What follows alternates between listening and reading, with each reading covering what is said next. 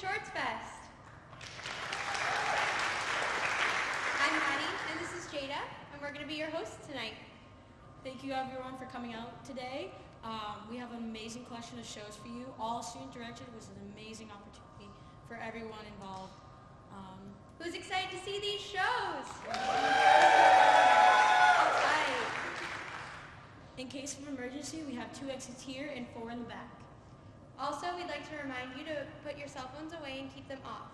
Please no flash photography because it may be distracting to our actors and our techies. Also, as you walked in, you may have seen a 50-50 raffle.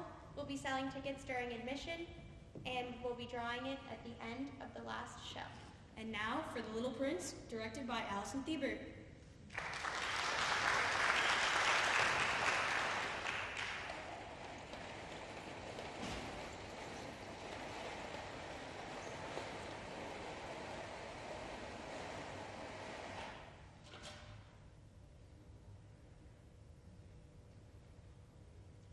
Once, when I was about 6 years old, I saw a magnificent image in a book called True Stories from Nature.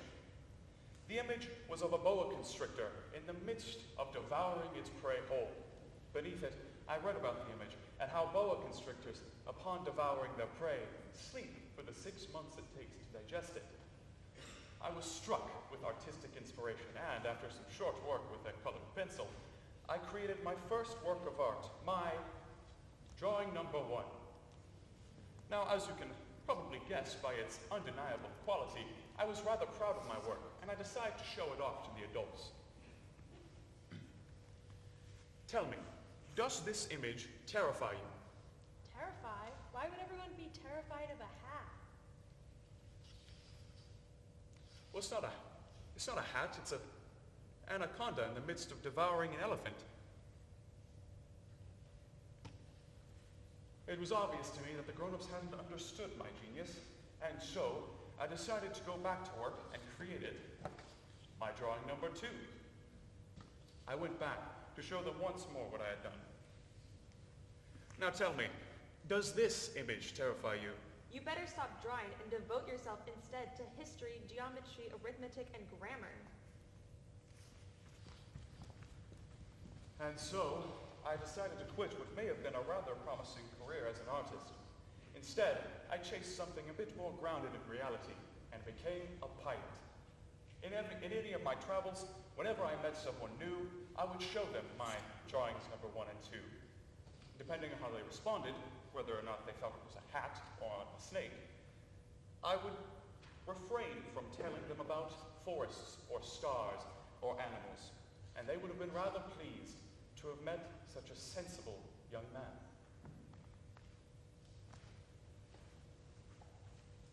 I've been on this desert since my plane broke down, hot and isolated, clinging to a hope that I won't run out of drinking water until I manage to repair my engine and leave this unfriendly place. Since I've come here, I've seen nothing but sand. How come I see people? No doubt you must be a mirage. And look at this funny little boy. He looks like a prince. Is he a mirage too? A moving one? Look at him. He's getting closer and closer. If you please, draw me a sheep. What? Draw me a sheep. But I can't draw. It doesn't matter. Draw me a sheep.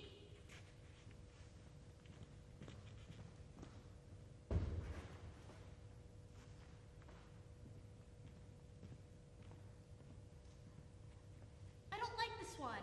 It's too old. I want one that will live for a long time. This is only his box. The sheep you've asked for is inside. That's exactly the way I wanted it. Do you think you will need a great deal of grass? Why? Because where I live, everything is very small. You will surely have enough grass. It's a very small sheep I've given you.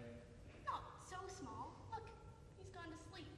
So, what are you doing here? And do you live in this desert? What is that object? It is not an object. It flies. It is an airplane, and it is my airplane. You dropped down from the sky? Yes. That's funny. So you too come from the sky. Which is your planet? Do you come from another planet? The truth is that you can't have come from very far away. My little man, where do you come from? Where do you want to take your sheep? The good thing about the box you've given me is at night also given you some strings so that you may tie him during the day. Tie him? What a strange idea. But if you don't tie him, he will get lost. But where would he go? My planet is so small. Straight ahead of the sheep, where would he go? I'm very fond of sunsets. Come, let's look at one now. But we must wait. Wait for what? For the sunset, of course. We must wait until it's time. I keep thinking about it at home. On my planet, when you want to see a sunset, all you have to do is move your chair a few steps and you can watch it as many times as you like. One day, I saw the sunset 44 times. You love sunsets when you're sad. Were you so sad then, on the day of the 44 sunsets? Do sheep eat flowers too? Yes, the sheep eats anything it can find in its reach. Even flowers that have thorns? Yes, even flowers that have thorns. Then the thorns, what use are they? Then the thorns, what use are they? There is no use for the thorns. Flowers have thorns just for spite. I don't believe you. Flowers are weak creatures. They're naive. They want to protect themselves as much as they can. They believe that their thorns are terrible weapons. My little man, I'm sorry, but I'm busy with matters of consequence. Matters of consequence? You talk just like the grown-ups. You confuse everything. You don't understand. I'm worried about my flower.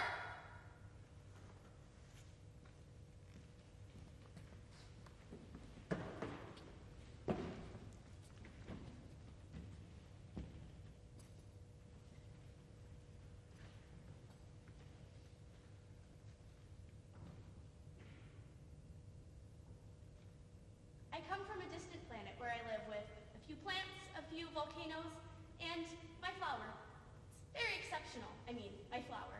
She was quite unlike the other plants I'd seen before on my planet, and at first I thought she was just a new kind of plant, until the day she woke up, yawned, and said, I'm scarcely awake.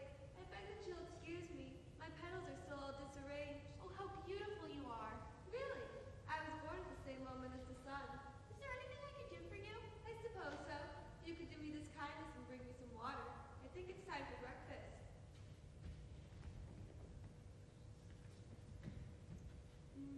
Oh, thank you.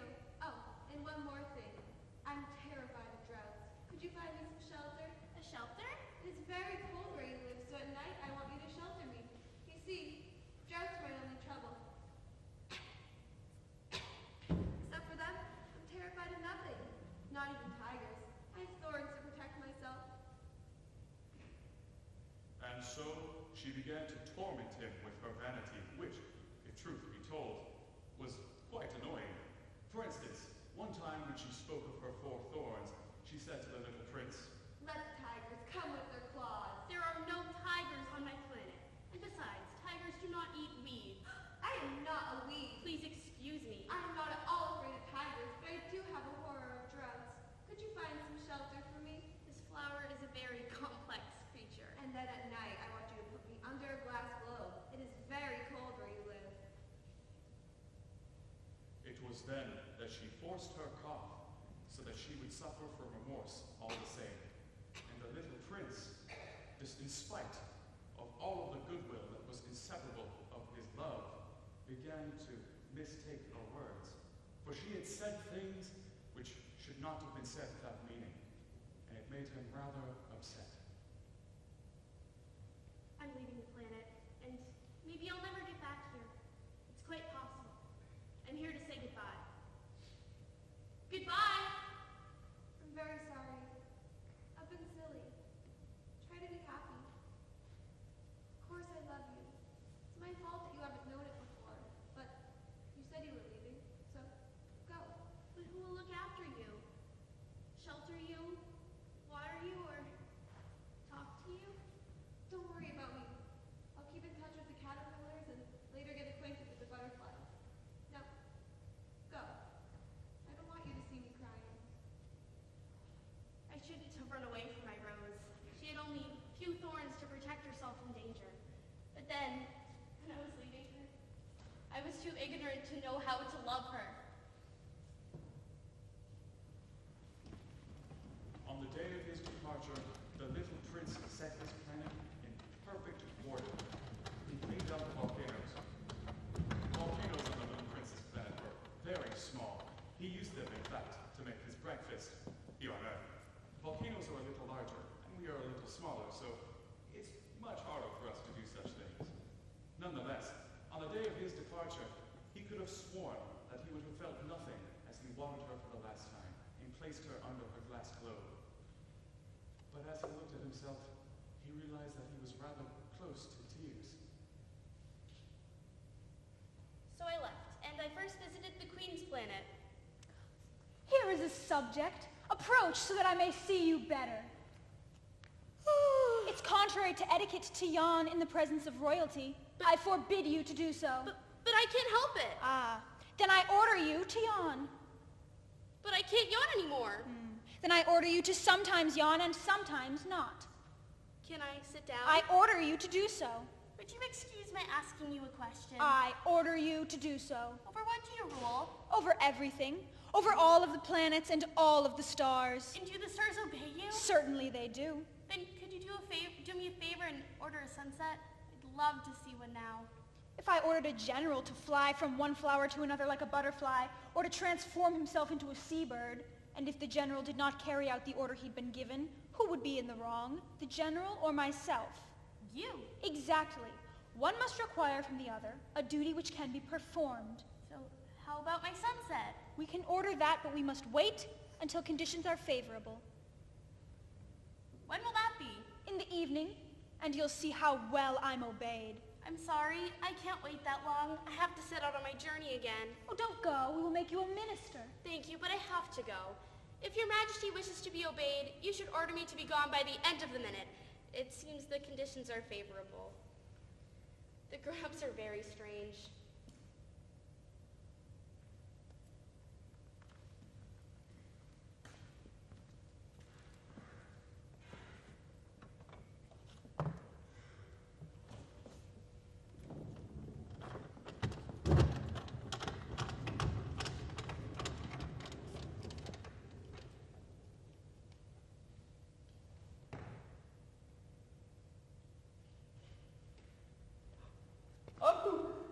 I'm about to receive a visit from an admirer. Good morning. That is a strange hat you're wearing. It is a hat for salutes. It is to raise and salute when people acclaim me. Unfortunately, nobody at Oliver passes this way. Yes? Oh, clap your hands, one against the other. Thank you, thank you. Oh, you're too kind. And what must one do to make that hat come down? Do you admire me? What does it mean? Admire. To admire means that you regard me as the best dressed, the richest, and the most intelligent man on the planet. But you're the only man on this planet. Do me this kindness and admire me just the same. The grown-ups are very, very strange. The next planet held on it, a tippler. This was bound to be a very, very short visit. What are you doing there? I'm drinking, Why are you drinking? so that I may forget. Forget what? Forget that I'm ashamed. Ashamed of what? Ashamed of drinking! The grown-ups are certainly very odd. The next planet was equally as strange. It was extremely small and held only enough room for a lamp and a lamp lighter.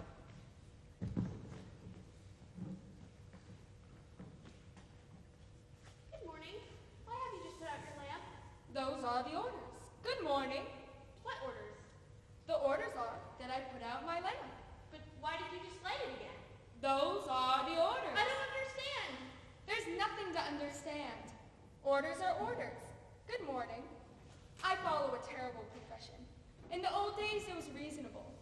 I put the lamp out in the morning, and at night, I light it again. I had the rest of the day for relaxation, and the rest of the night for sleep. And the orders have changed since that time?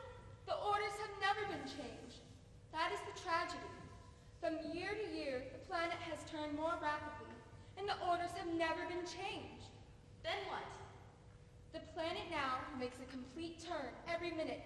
So every minute, I have to light my lamp and put it out. That's funny.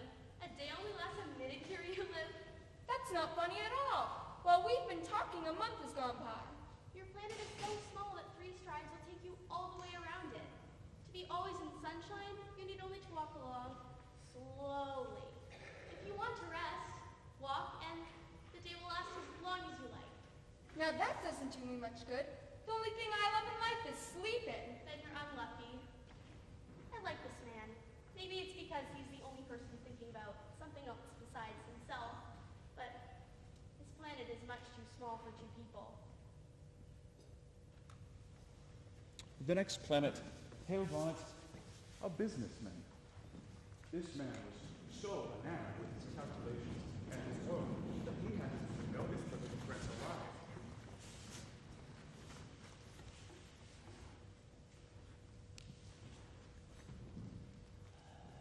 3 and 2 make 5, 5 and 7 make 12, 12 and 3 make 15. Good morning. What are you counting? Out of the 54 years I've inhabited this planet, I've been disturbed only 3 times. The first time, 22 years ago, I went some goose fell from goodness knows where, and I made 4 mistakes in my addition. The second time, 11 years ago, I was disturbed by an attack of rheumatism. I don't get enough exercise. I have no time for loafing. And the third time, well, this is it. What are you counting? The little objects that you see in the sky, 12 and 3. And what do you do with the stars? What do I do with them? I own them. How come? I own them because I was the first person to think of it. When you find a diamond that belongs to nobody else, it's yours. When you discover an island that belongs to nobody else, it's yours. When you think of an idea before anyone else, you take out a patent on it, it's yours. With me, I own the stars because nobody else before me has ever thought of owning them. Yes, that's true. And what do you do with them? I distribute them. I count them and recount them. It's difficult, but I'm a man who's interested in natural orders of consequence. I myself own a flower. I used to water it every day. The grown-ups are really extraordinary. No, I want the papers in by Tuesday.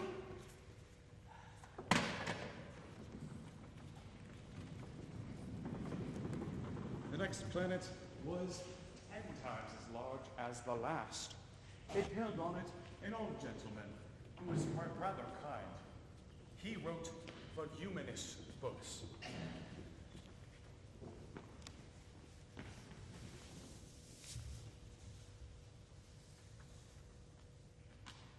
Oh, look, an explorer. Where do you come from?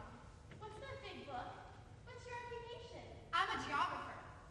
What's a geographer? A geographer is a scholar who knows locations of all the towns, rivers, mountains, oceans, and deserts. That's very interesting.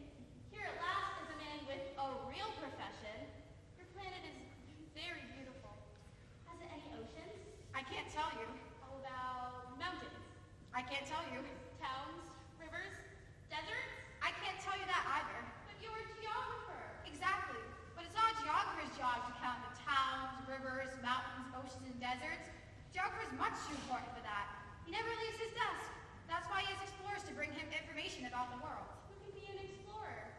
A man of good moral character, someone trustworthy, and an explorer who told lies would bring disaster upon the books of the geographer. Why's that?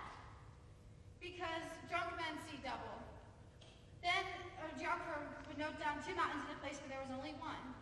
On my planet, I have a flower. We don't record flowers because they're ephemeral. What does ephemeral mean? Geographers write books dealing with matters of consequence. They rarely become old-fashioned. It's very rare that a mountain changes position, for example. We write of eternal things. But what does ephemeral mean? It means which is in danger of disappearing. My flower is ephemeral, and I've left her all alone on my planet. What place do you advise me to visit now? The planet Earth. It has a good reputation. After a long journey, the little prince finally arrived at Earth.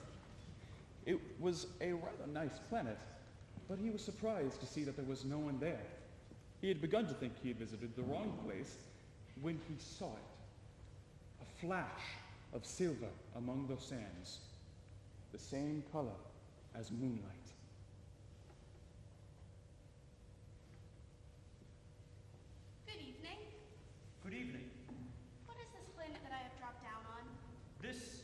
is Earth. This is Apple. Ah, so there are no people on the Earth. No, this is the desert. There are no people in the desert. Look at my planet.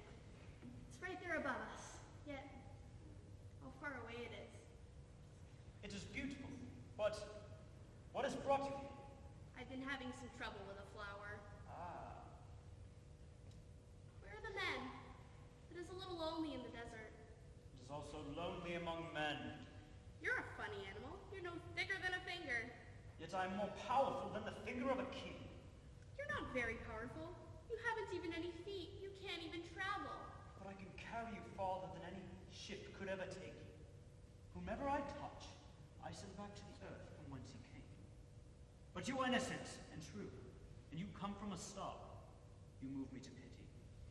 You are so weak on this earth made of granite. If you, someday, grow too homesick for your own planet, I can... Oh, I understand you very well. But why do you always speak in riddles? I solve them all.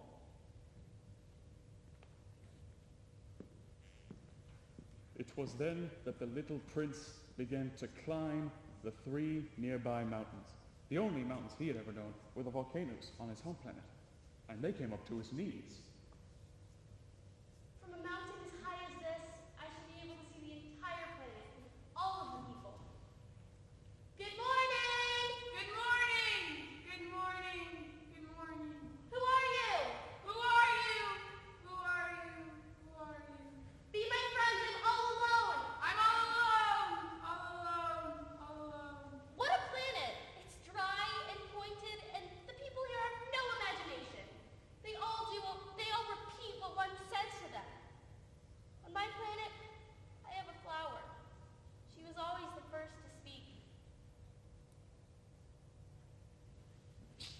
It was then that the little prince descended the mountain, and there he found a garden full of roses. Good morning. Good morning. And who are you? We are the roses. You all look like my flower. My flower told me that she was the only one of her kind in all the universe. And here are 5 of you, all alike, in one single garden. So it turns out, all that I had was just a common rose. And that doesn't make me much of a great prince.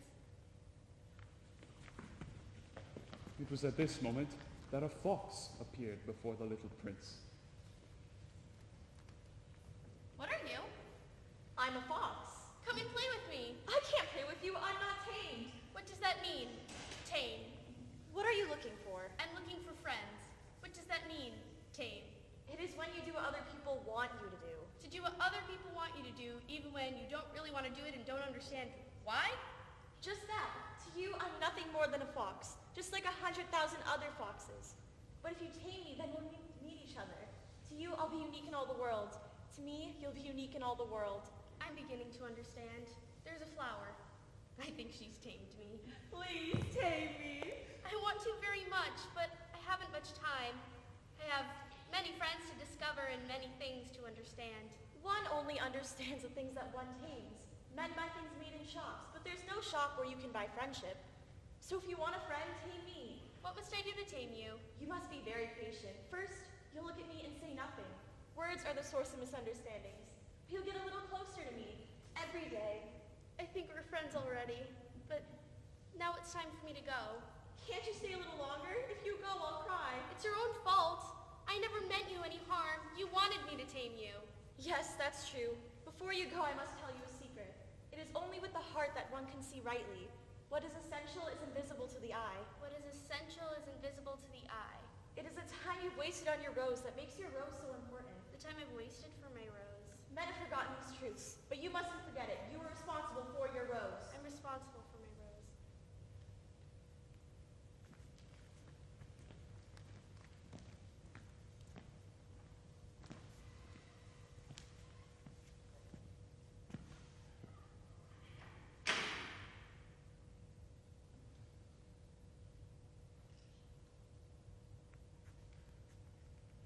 Good morning. Oh, good morning. What do you do here? Well, I sort out the travelers and send off the trains that carry them. Now to the right, And now to the left. They're in a great hurry. What are they looking for? Well, not even the locomotive engineer could tell you that. Are they coming back already? Oh, these are not the same ones. It's an exchange. Were they not satisfied where they were? Oh, no one is ever satisfied where they are. Are they pursuing the first travelers? No. They are pursuing nothing at all. They are in there sleeping, or if they are not sleeping, then they are yawning. Only the children know what they're looking for. Yes, children know what they're looking for. They are lucky. It had now been 8 days since I crash landed in the desert, and I had just heard from the little prince the story of the merchant as I was going through the last of my water supply. Ah, these memories of yours are very charming, but I have nothing more to drink. And I too should be very pleased if I could head towards a spring of fresh water. My friend, the fox. My dear friend, this doesn't have anything to do with the fox. Why not? Because I am about to die of thirst. But it'd have been nice to have had a friend. I'm very glad to have had a fox as a friend. But I am thirsty too. Let us look for a well. Water may also be good for the heart. The stars are so beautiful, the planet is so beautiful, and the desert is so beautiful. Yes, the house, the stars, the desert. What gives them their beauty is something that is invisible. I'm glad that you agree with my fox. What I see here is nothing but a shell. What is most important is invisible. What moves me so deeply about this little prince is his loyalty to a flower. I feel the need of protecting you, little prince.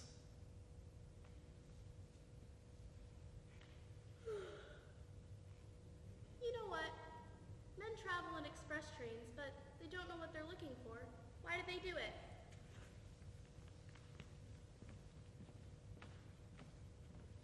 Do you hear? We've wakened the well, and it is singing. Leave it to me. It is much too heavy for you.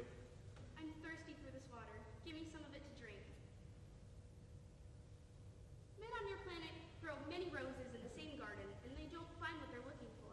No, they don't. And what they are looking for could be found in one single rose, or little water, if they looked with their heart. Yes, that is true. Now go. Return to your engine. I'll be waiting for you here tomorrow evening. Not long after, I returned towards the well. Next to the well, there was a ruin of an old stone wall that I spotted the little prince sitting atop, his feet dangling over it. Then you don't remember. This is not the exact spot. Yes, it is the right day, but this is not the place. Exactly. You will see where my track begins in the sand. You have nothing to do but wait for me then. I shall be there tonight. You have good poison. You're assured that it will not make me suffer too long. Now go. I want to get down from the wall. I approached then the little prince, and my eyes fell to the foot of the wall. And I jumped a foot back. It was there that I saw one of those golden desert snakes, one whose venom only takes 30 seconds to render you lifeless.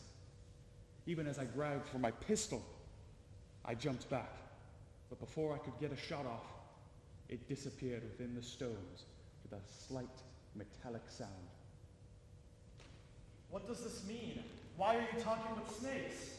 I'm glad that you found what was wrong with your engine, and now you can go home. How did you know about that? I too am going home today, but it is much farther and much more difficult. I have your sheep, and I have the sheep's box, and I have the sheep's muzzle. Dear little man, you were afraid. I shall be more afraid this evening. Little man, I want to hear you laugh again. Tonight, it will be a year. My star then can be found exactly where it was when I came to Earth a year ago. Tell me it is all a bad dream. This affair of the snake, the meeting place, and the star. The important thing is the thing that is not seen. Yes, I know that. It is just as it is with the flower. If you love a flower that lives on a star, it is sweet to look at the sky at night.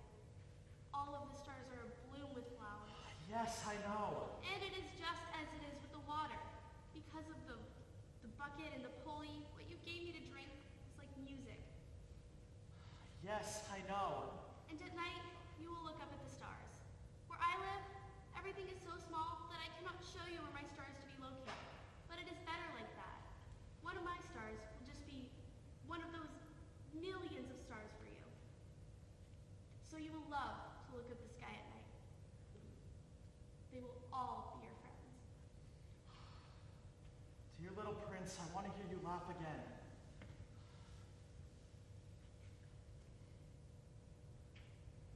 You know what? All men have stars, but they're not the same things for different people. For some who are travelers, they're guides. For others, they're no more than little lights in the sky. For others who are scholars, they are problems. For my businessman, they were wealth. But all of those stars are silent. You will have stars as no one.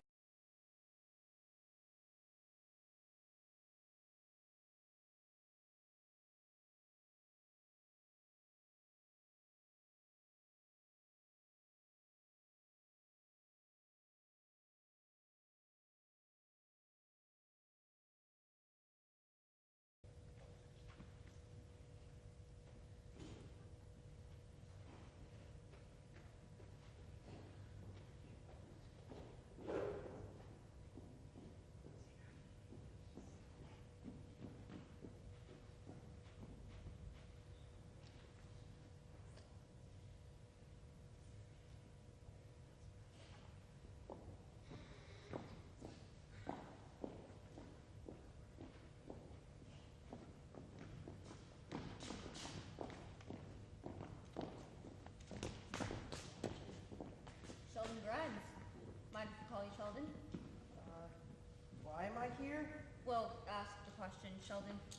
Now you're living at 34 Maple Hill Road, I am? paying down your mortgage on time? Yes? That's what I'm seeing here. I also see that you're a respected middle school teacher, and on weekends you work at Peterbrook Chocolates, a supplier of chocolate truffles. Kimball here loves chocolate truffles. Quite the pristine record there, Sheldon. Strong work ethic, well liked by co-workers, zero truffle theft. I guess. So, to sum up, you're a guy who's polite, works hard, pays his bills, teaches kids, and doesn't steal from work, even while surrounded by chocolate. Tell me, Sheldon, anything wrong with this picture? I don't think so. I'm sorry? Is he saying so? I can barely... Hey, easy, Kimball. Walk it off. Listen, Sheldon, I'll cut to the chase. You're considerate, you're benevolent, and overall, you're just a good guy. We're here to tell you, it has to stop. I don't follow. Did I commit a crime? Section 8, subsection 12. Resolved that for at least 20% of every day, each citizen of Crazy Town must act like a total jerkface? That means that you are required, by law, to be inconsiderate, self-centered, and generally obnoxious 20% of the time. The national average is 59. You, my friend, are at 0. And you thought you'd get away with it. I don't understand. Why is that a law? Why? It's simple, Sheldon. You make the rest of us look bad. Real bad. We've surveilled you for months now, and I'm sorry to say, your behavior's gotten better and better. For starters, we have multiple examples of financial impropriety. Kimball, give them a taste. March 6. Sheldon Grimes isn't charged for his Coca-Cola and informs the Arby's cashier of mistake. June 8. Sheldon Grimes received someone else's $6,000 tax credit and informs the IRS of mistake. October 12. Sheldon Grimes passes Exhibit K all over town.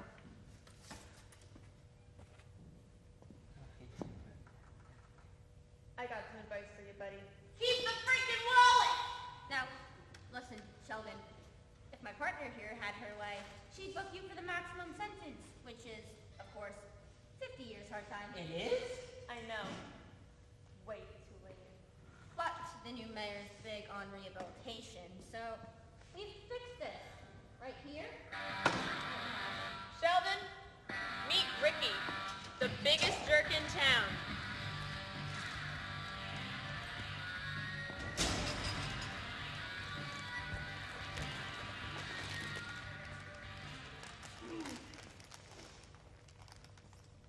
I just farted.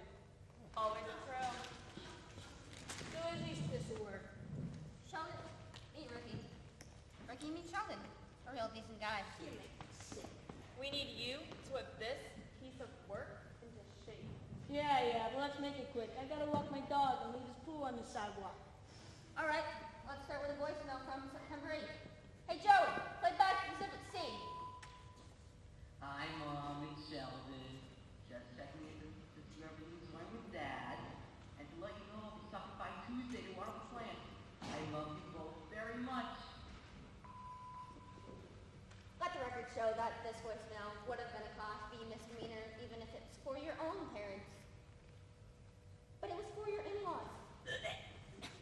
You see, Sheldon, normal people treat their parents or in-laws with a respectful level of disdain, or at the very least indifference. That's just human nature. Now, pay attention. Ricky here is going to show you how to leave up her upper voicemail. Ricky, do the honors. Alright. First things first. Your mom's so fat, she calls herself the equator. And second, here's how the voicemail should have gone. Mom, Dad, send money. That was beautiful. Alright, next up. Here's your last bank statement. Read this. A $50 donation to the Red Cross. And why would you do that? The hurricane? This guy. What? That's not how you help disaster victims, Sheldon. It's not? Ricky, tell the man, if you want to help disaster victims, Tweet a Kardashian. I don't understand. You are some piece of work. please, Ricky, tell him how it's done. Anytime something bad happens, you don't help at the relief site, you don't make a donation, you don't show emotion. What do you do? You wait for a Kardashian to retweet a frowny face and then hit retweet. Civic duty, done. And yesterday, after the Red Sox won, reports show you were respectful of Dodgers fans. No! Did you bug my home? Our lead informant's your sister-old niece. Caitlin? Agent Parker, yes. As the game ended, she currently reported this. Good game, everyone. I'm just so happy. It was an exciting competition. And then none of the players were injured. Would anyone like more salsa? Salsa? Really? Also, not captured on the recording, comforting hugs. Come on! Criminal psychologists call this condition MWS, or Mark's Winter Syndrome. Now the only known cure for MWS is intense training. So our expert here will show you exactly what you need to do. Ricky, for this part we're going to really need your F game. I've waited my whole life for this moment. Drop a scenario on me. Alright, imagine you're a Sox fan and Ortiz just hit a walk-off double to beat the Dodgers. All your LA friends in the room are really sad. What's the appropriate reaction? And go.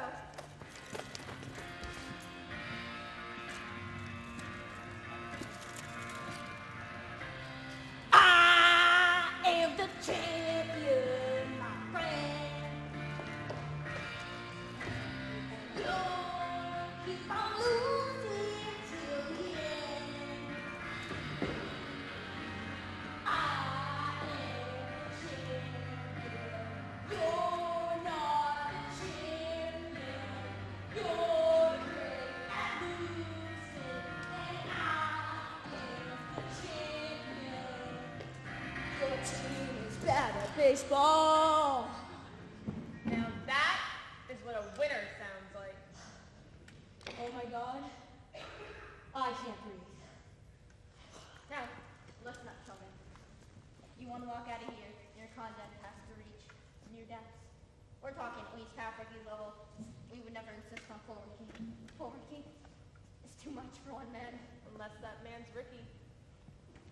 In short, we're going to need you to walk out of here less Sheldon and more Sheldon. Detective, is becoming a jerk my only option? I'd rather be a good person. Well, plan B is prison. Let's try plan A. You heard the man. Ricky, make your magic.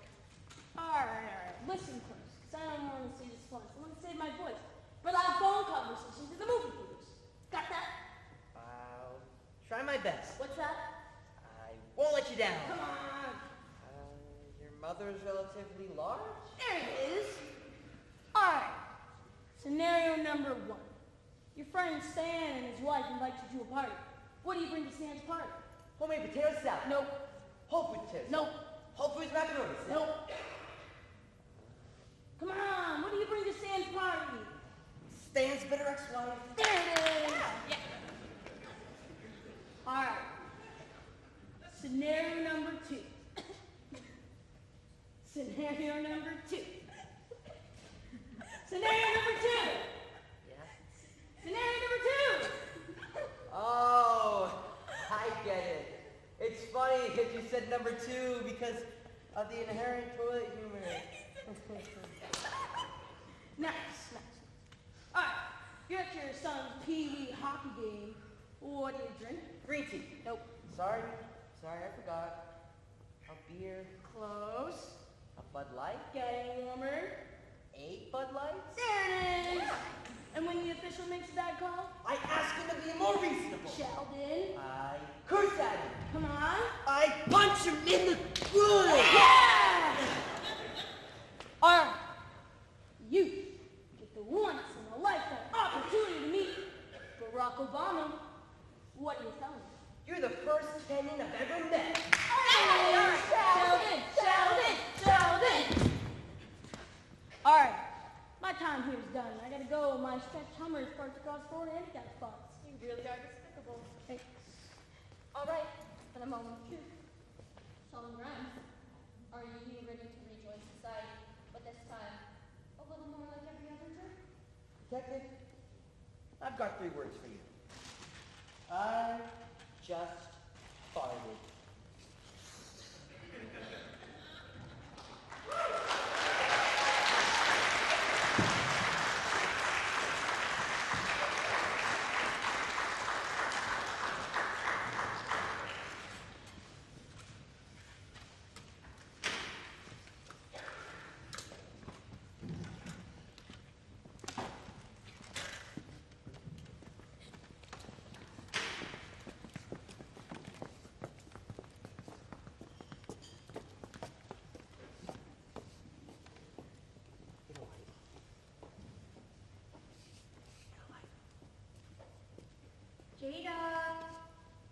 Jada! Oh, hey, Maddie. Hey, there you are. I've been looking for you everywhere. I didn't go too far.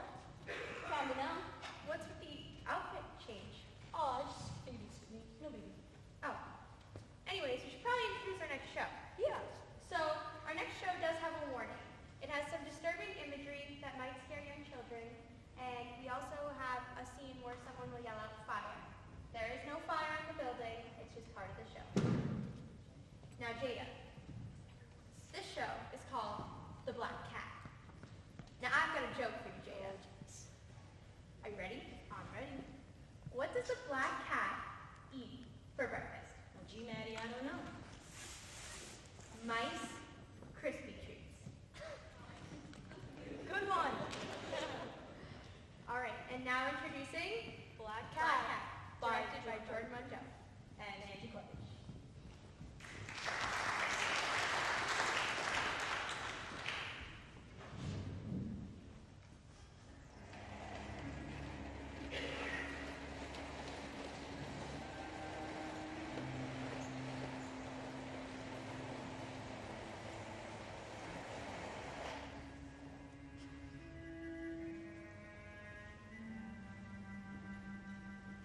Tomorrow I die, and today I would unburthen my soul. My immediate purpose is to describe to you, plainly and succinctly, a series of mere household events. In their consequences, these events have tortured, have terrified, have destroyed me. Yet I will not attempt to expound them. Perhaps some intellect more calm, more logical than my own, will perceive in the circumstances I detail with awe nothing more than an ordinary succession of natural causes and effects. To me, they have presented little but horror. From my infancy, I was noted for the docility and humanity of my disposition. I was especially fond of animals. Mother, look at how tired he is. The poor thing must have been looking for a place to sleep all night. Can we keep him, Mother? Can we? Of course, dear. I married early and was happy to find in my wife a disposition not uncongenial with my own. Observing my partiality for domestic pets, she lost no opportunity in procuring those of the most agreeable kind. We had small birds, goldfish, a fine dog, rabbits, a monkey, and a cat. The latter of which was a remarkably large and beautiful animal, entirely black and sagacious to an astonishing degree. This cat, are you sure you want to keep a black cat? Its eyes are too intelligent to be trusted. Come now, Leela. We mustn't let superstitions get in the way of our hospitality. It needs a home. What shall we call it? Pluto.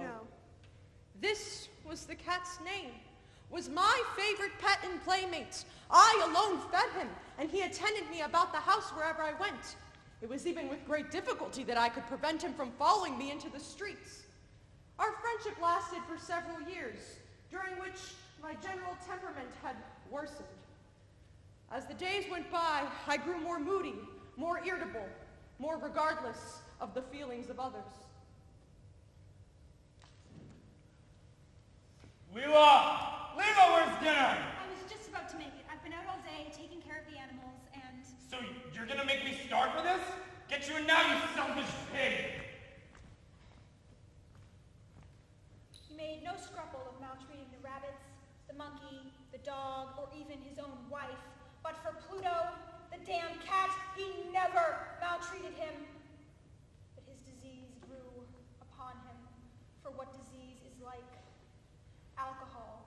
Oh, I knew of this disease. I could smell it on his breath when he walked in the door at night. I could feel it in his blood when he beat me with his God-forsaken hand. And at length, even Pluto, his poor, precious cat, began to experience the effects of his ill temper.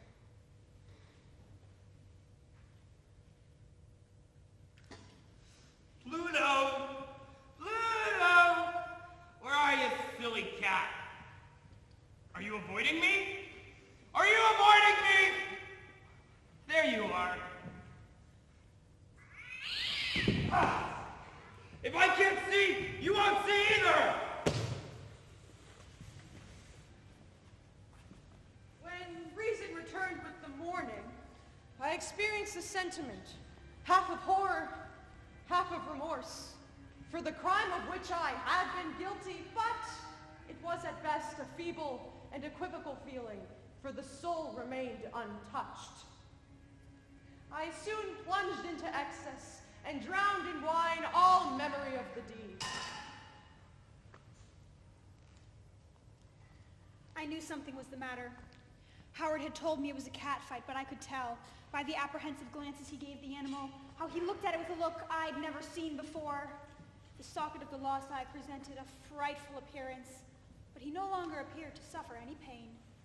Pluto went about the house as usual, but, I noticed, fled in extreme terror at my husband's approach. Had so much of his old heart left him, or so he cried, as to be at first grieved by the evident dislike on the part of an animal that had once so loved him. But this feeling soon gave place to irritation. And then, as if to my final and irrevocable overthrow, came the spirit of perverseness. One morning, in cool blood, I slipped a noose about its neck and hung it to the limb of a tree.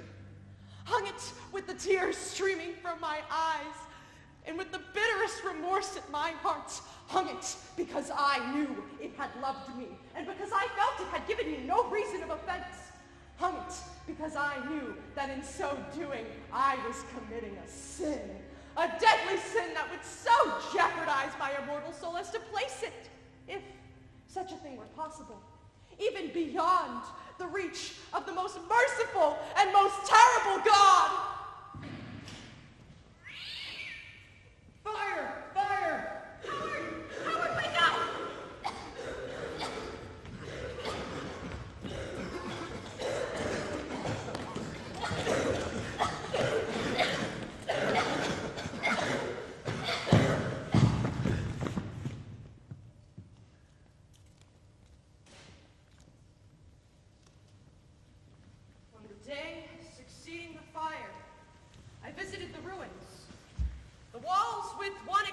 procession had fallen in. About this wall, a dense crowd were collected.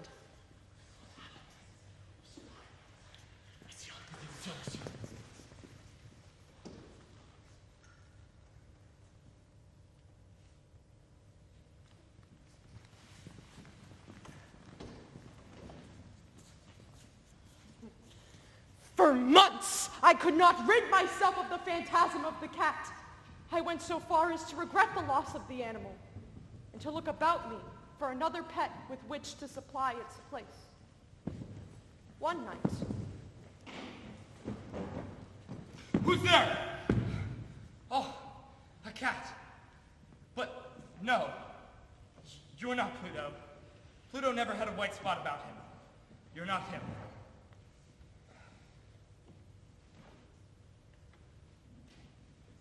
A cat? No, I don't have a cat. But sir, I would pay you for him. I'm quite sorry, Howard. I do not know what you were talking about. It's probably just a stray.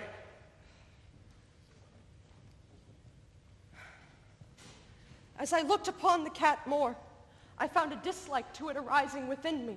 This was just the reverse of what I had anticipated, but I know not how nor why it was. Its evident fondness for myself rather disgusted and annoyed. These feelings of disgust and annoyance rose into the bitterness of hatred. I avoided the creature. A certain sense of shame and remembrance of my former deed of cruelty, preventing me from physically abusing it. I did not, for some weeks, strike or otherwise violently ill-use it. But gradually, very gradually, I came to look upon the creature with unutterable loathing and to flee from its odious presence as if from the breath of a pestilence. Leela, look at this. At the cat? Look at its eye. Oh, it only has one. Just like Pluto. Oh, Howard, don't be silly. We'll take care of you, kitty. With my aversion to this cat, however, its partiality for myself seemed to increase. Wherever I sat, it would crouch beneath my chair and spring about my knees, covering me with its loathsome caresses. If I arose to walk, it would get between my feet and thus hear me rolling down, or fastening its long and sharp claws in my tress, clamber to my breast. At such times I longed to destroy it with a blow, but was yet repelled from so doing. Partly by my fear of overthrow, but chiefly lest me possessed at once by absolute dread of the beast. This dread is not exactly a dread of physical evil, but I have a loss of the vice of confinement. Yes, I am ashamed to own, even in this felony cell, I am ashamed to own the terror and horror which the animal inspired. Oh, it's nothing like Pluto. Look at this patch of white. Is that the only difference? With my apprehensiveness to this mark was, although large, originally very indefinite, but by degrees, very slow degrees, originally indefinite, it grew and assumed an outline. It was the representation of an object that I now shudder to name. And for this, I dreaded and loathed and would have rid myself of the creature had I dared. It was now, I say, the image of a hideous, of a ghastly thing, of the gallows. Oh, mournful and terrible engine of horror and of crime, of agony and of death. And now was I indeed wretched beyond the wretchedness of mere humanity, and a brute beast whose fellow I contemptuously destroyed, a brute beast to work out for me a man, fashioned in the image of the high God, so much of insufferable woe.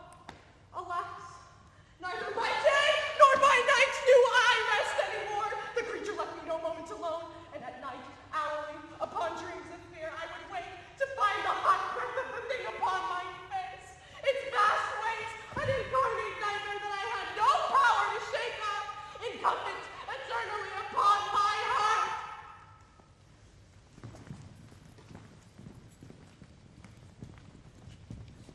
Beneath the pressure of torments such as these, the feeble remnant of good within it succumbed.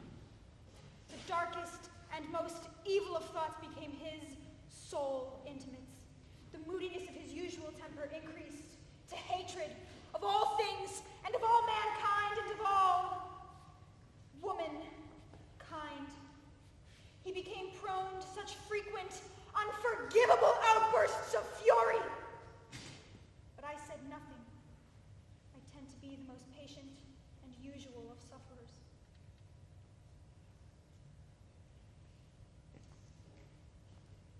One day, she accompanied me upon some household errand to the old cellar of the building which was our home.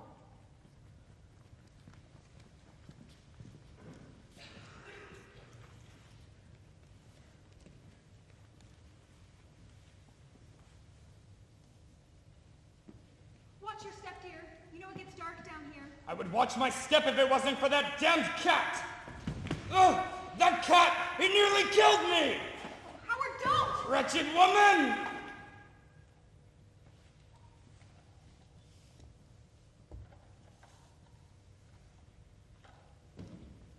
This hideous murder accomplished, I set myself with entire deliberation to the task of concealing the body. I knew I could not remove it from the house without being observed by the neighbors. Many tasks entered my mind. At first, I thought of cutting the body to minute fragments and destroying them by fire. At another, I thought of digging a grave for it in the cellar. Once again, I deliberated about throwing it in a well in the yard, putting it in a box, as if merchandise, and having a porter take it far from the house. But no, I settled upon what I figured a far better expedient. The monks in the Middle Ages are recorded to have walled up their victims. I was determined to wall it up in the cellar. For this, the cellar was well adapted. I had no doubt in my mind that the bricks could be easily taken down. I could insert the corpse and relay the structure so that no eye could detect anything suspicious. And in my calculations, I was not deceived. The bricks easily dislodged, and I relayed the whole structure where it originally stood. I swept away all of the stuff on the floor with the minutest care, and I said to myself triumphantly, "Here at least my labor has not been in vain." My next step was to look for the beast which had been so much wretched. But it forbore to present itself. It is impossible to describe or to imagine the deep, blissful sense of relief in the absence of the detested creature. And for one night at least, I slept soundly and tranquilly, I even with the burden of murder upon my soul. Some few inquiries had been made, but they were readily answered. Even an inspection of the house had been done, but nothing was to be discovered. Upon the fourth day of the assassination, a party of police came very unexpectedly to the house and proceeded again to make rigorous investigation of the premises. Gentlemen, may I? Oh, please feel free to look around. Would you like some? Do your work, I guess. Supreme, in my inscrutabability of my place of concealment, I felt no embarrassment whatsoever. I bade them accompany them in their search. And once again, they descended into the cellar. I didn't quiver in a muscle. My heart beat calmly. And as if there was too much joy upon my soul, I had burned to say but one word to render them doubly sure of my guiltlessness. Gentlemen, I delight to have allayed your suspicions. I bid you all good health and a little more courtesy. By the by, gentlemen, this is a very well-constructed house. I may say, an excellently well-constructed house. Are you going, gentlemen? These walls are solidly put together.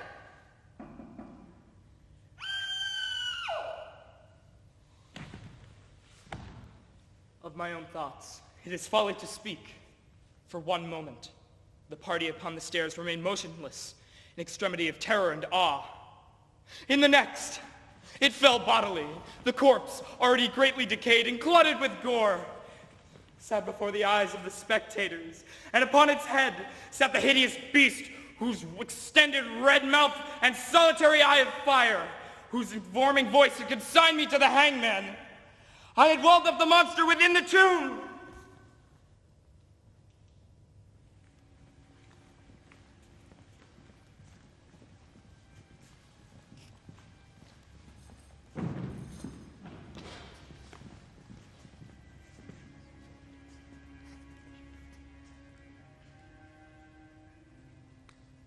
Tomorrow I die. Tomorrow I die.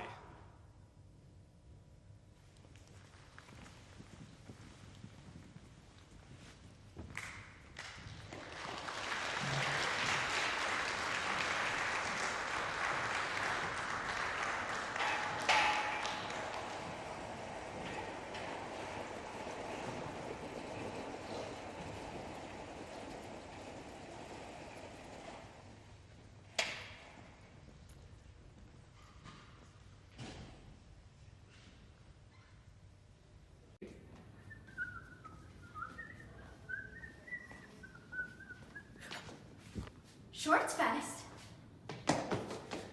November 10th. That's today. Where's Jada? Jada. Jada. The set room. Jada. Jada. It's already open. Oh, it's Chris Long.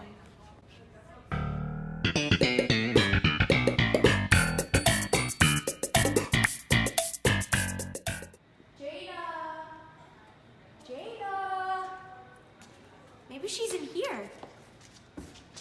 Jada! Jada! Jada! Maybe Jada's in here. Nah, it's just me, Edward, your friendly neighborhood sound goober. Maybe you should check the tech booth, though. Jada! Hello? Yo! What? Is! Up! Come on! Dude! Hello? Ailey? Katie? Anybody? What's that rustling noise? Oh my god. Hey guys, have you seen Jada? Jada, we haven't found anything in here in years. Check Narnia. We always find something new in there. Why do we still have these? I don't know.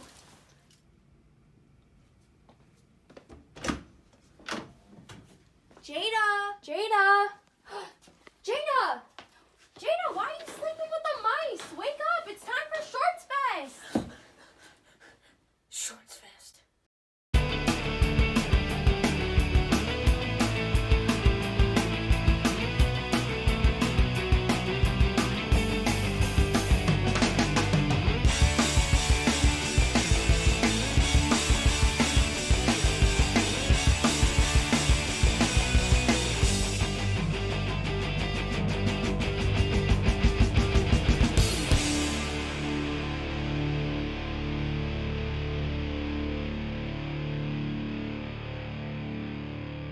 Welcome to Shorts Fest.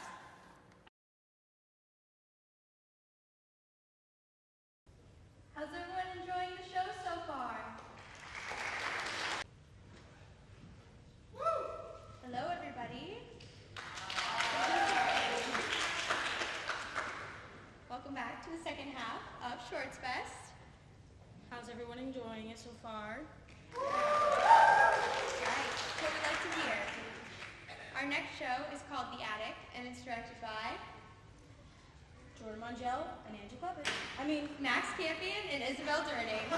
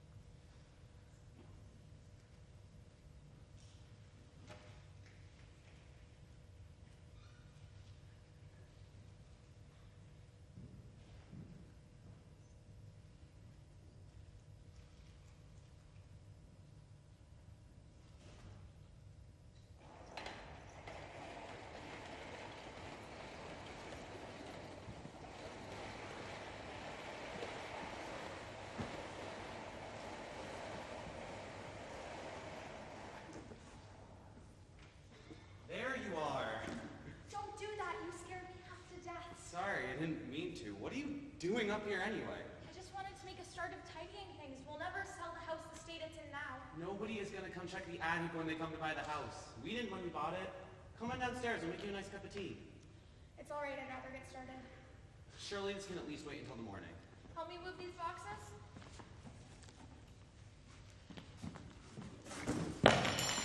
Damn, there's so much stuff up here. Some of it ours, some of it not. Hasn't been cleaned out in years. Why don't we just hire some movers or something in the morning and they can come pick it up for us? I'll arrange it. Come on, let's go downstairs. You know me, Callum. Once I get my mind set to do something. Demi, forget it. You'll never be able to do all this on your own. Which is why I've asked for you to help me. You know what your problem is, Callum? You're allergic to a bit of hard work.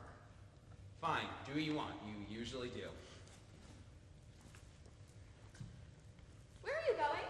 Downstairs, I'll leave it to you. What's wrong? Demi, it's just a dead mouse. He's not gonna hurt you. That explains the noises I've been hearing lately. There must be an infestation. I'd hardly call one dead mouse an infestation. They multiply.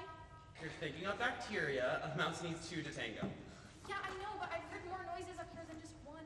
I'll call pest control in the morning. Now can we go downstairs? Demi, if you're looking for mouse droppings on that piece of paper. No. No, I'm not. What is it? It's a letter. To whom? I don't know. It's only the first page. There must be more of it somewhere. What is this? I don't know. Does it matter? Of course it matters.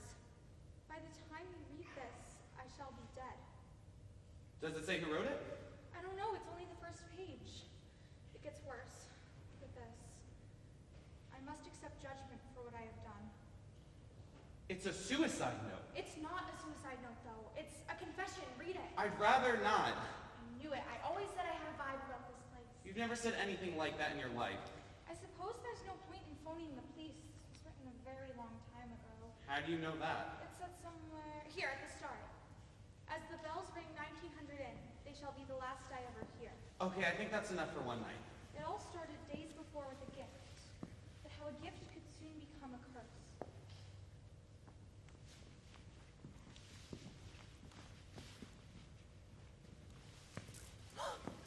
I didn't hear you enter. That was the plan. What's this? It's a necklace. Yes, I can see that. What's it for? It's a gift. And before you ask, does there need to be a reason? Thank you. It's beautiful. You're in a particularly good mood tonight. Why wouldn't I be? Business is booming. I have a rather desirable wife. Rather? Fine. A most beautiful and desirable wife. That's it, really. What more can a man want in life? It's good to see you smile again. It's been a long time. I know. I'm sorry. I'm really sorry for what I put you through. I know our marriage didn't start off particularly well, but... Yes, but the past is past. Yes, it is. I could have done so much more. But the present is what matters. And here, and now, and right now, I'm in the mood for celebration. We're back on top, and nothing is going to pull us back down.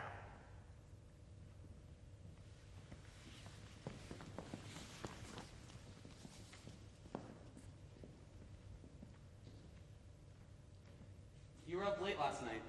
Was I? Yeah, I didn't hear you come to bed. Oh, I couldn't sleep. Are you worried about selling the house? I suppose so. Come on, tell me. You've been on edge for days. It's nothing. Really, I might be able to help. I think there's something in the house. I thought we got rid of the dead mouse. I'm not joking. I'm starting to sound crazy. Perhaps I am crazy. You're not making any sense. It's just, ever since I found the last page of that letter, things have been happening. What things? Just little things. Doors closing, hearing noises. Next you'll be saying there's a ghost. Are you saying there's a ghost? No, maybe. I don't know what I'm saying. Demi, you're starting to worry me. You read a page of something written over 100 years ago, and now... I don't know. It could just be my mind playing tricks, but I'm just saying it feels like sometimes when you're not in the house that there's something else here. I'm sure you're right. It has to be your mind playing tricks. What else could it be? I don't know. I can't believe I'm saying this, but I was just wondering if by finding that letter that had been lying there undisturbed for all that time. That you managed to disturb some unseen force? Possibly, or maybe whoever wrote the letter wanted me to find the remaining pages. Demi, listen to me. Whatever happened here finished a long time ago. There are no ghosts. And that'll be the heating kicking in. You know it needs servicing. That's another thing. Haven't you noticed how much colder it is in the house? That's probably down to the fact that you spent all your time in the attic. Plus, remember, winter is coming. Winter's coming. What do you mean? That's what Mr. Aventure said. Times are going to be hard at the bank, and sacrifices may need to be made. That's what the metaphor meant. What sort of sacrifices? It's nothing to worry about, honestly. We'll be fine. That's what you said before. It's not like before. The only difference is we may need to get a smaller sized turkey at Christmas this year.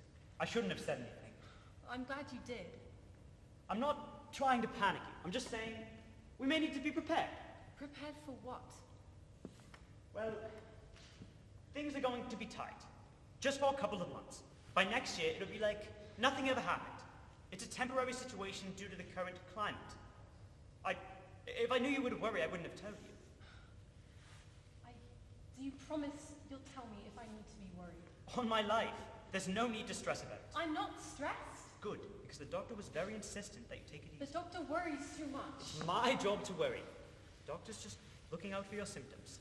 Those blackouts you had were terrifying. Yes, but they're over now, aren't they? Yes, but only because you've stopped stressing about everything. Do you remember anything about that time? Just bits and pieces, that's all. Well, it's getting late. It's going to be a busy day tomorrow. Sleep well. What are you going to do? I think I'll just do a little writing. You know how it helps clear my thoughts. It's very therapeutic. Always the poet. Well, everything will be all right. You'll see. Winter won't be as bad as you think.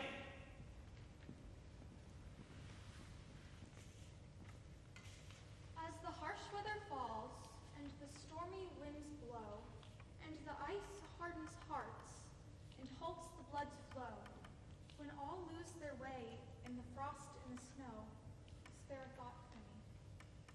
When the menacing gales take a hold of your soul, and you wait for the world to swallow you whole, and the sign of the times is beyond your control, spare a thought for me. When you're hoping and praying for deep blue sky, but the cold still continues, and there's just no reply. When you feel so afraid that you swear you may die, spare a thought for me. Yes, spare a thought for me.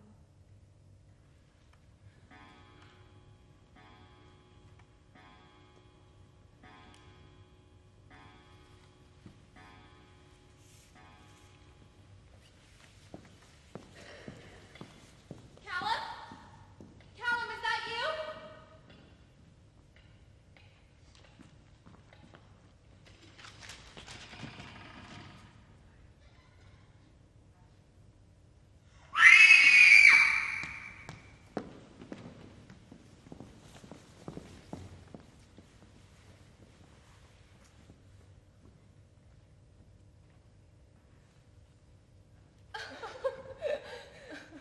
Have I missed a joke? Oh, no, it's nothing. You haven't missed anything. Sorry, where are my manners? You remember Helen, don't you? Oh, yes, your cousin, of course. We met... Sorry, when was it? Last year, when my father passed away. Oh, yes, that was it. I'm not too good with faces, I'm sorry. I'm sorry about your father's death. Thank you. At least one of us is. Well, anyway, it's... What brings you here?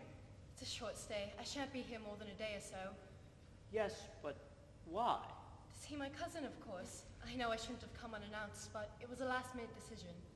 Well, it's nice to see you again. Yes, you too. I shan't be a moment. I've just remembered something. You could at least act pleased to see me.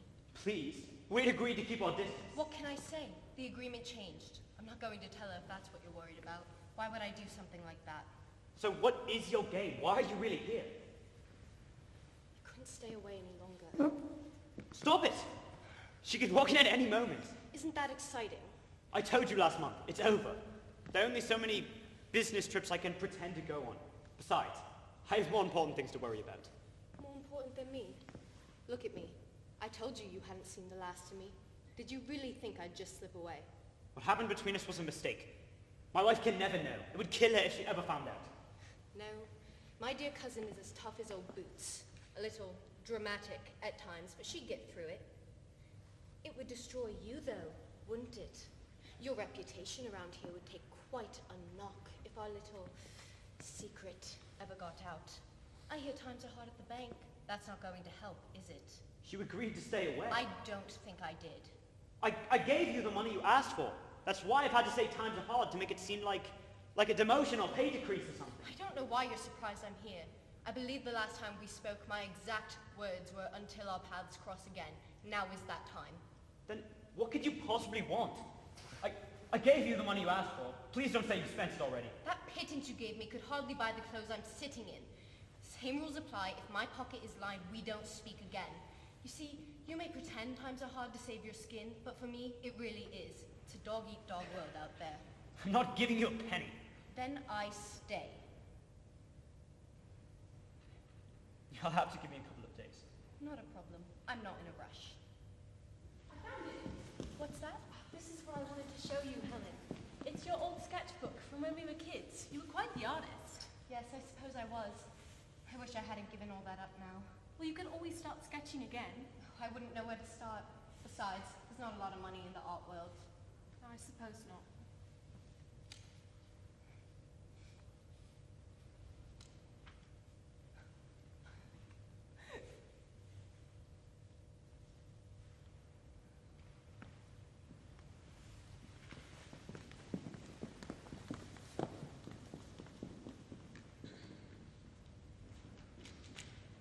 Don't you think this has gone on long enough?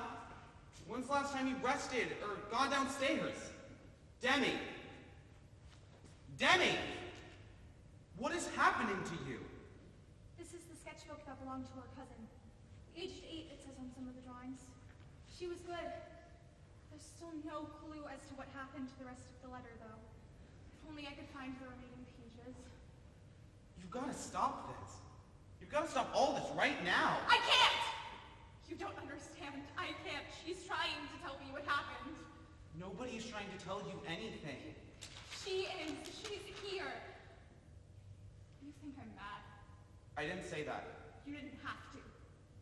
My wife, this is a 100-year-old spirit, is trying to talk to her. Yeah, that doesn't sound crazy at all. Don't mock me. I'm not trying to. You need to listen to me. She's trying to tell me. About what, Demi? About what? Nothing you've said has made a lick of sense. Think rationally. She wrote a letter. She killed herself. The end. There is no more to the story. Whatever happened here is out of your control now. I don't think she killed herself. I think she was murdered. I've been thinking, what if that letter I found was a fake? What if she died and someone wrote it to make it look like she killed herself? And wait 100 years for somebody to find it in the attic? Who then? If I'm going to go along with this idea that she was murdered, who did it? I think it was the cousin. She seems pretty unstable when you read the letter. A letter you're claiming the cousin wrote herself. Surely she wouldn't have put herself in the frame if she had.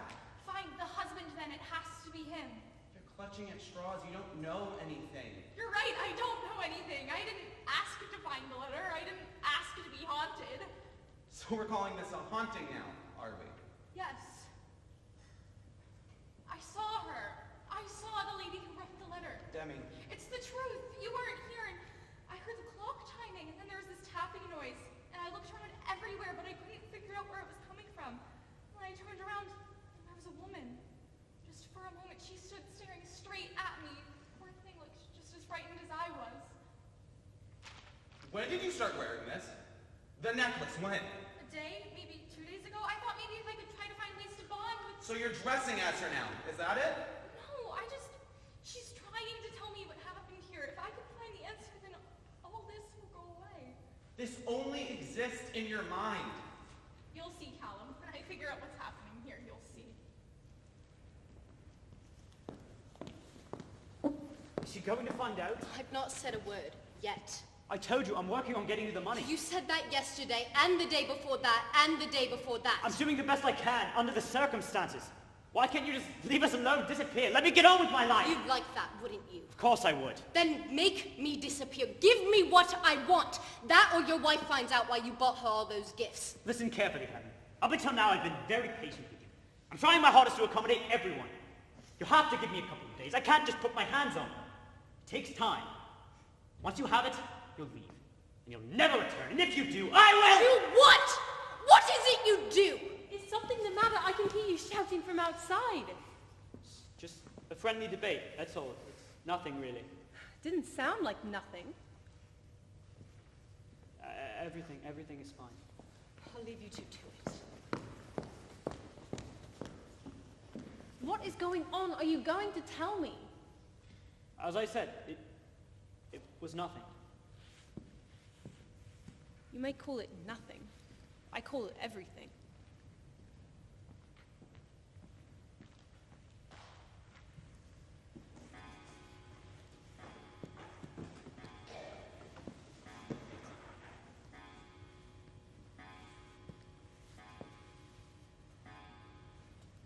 I know what you did, and there's the price to pay. Demi, what are you doing? Nothing. I was just hiding away. I found a letter over there. What is it you were saying? I didn't say anything. You did, I heard you. I told you I didn't say anything. You think I'm sick again, don't you? Let's just focus on what's going through your brain That's right a now. yes then. You think I've lost it. What other reason could there be? You know the answer. It's getting stronger every day. I keep seeing her. The fear on her face, it never leaves me. Whereabouts do you see her? All around the house. The first time wasn't here, but she's everywhere. The kitchen, the dining room, our bedroom, the garden, everywhere. And every time she has the same look on her face. She's scared. She's horribly frightened. If only I could figure out what it is that she wants from me. You mentioned something about somebody paying for something. I think the stress of selling the house has gone to you. No, it's and- more than that. If only I could find the last pages of those letters. I know up to the point where she confronts him. I know that he admits that Helen was blackmailing him. The argument went on well into the night.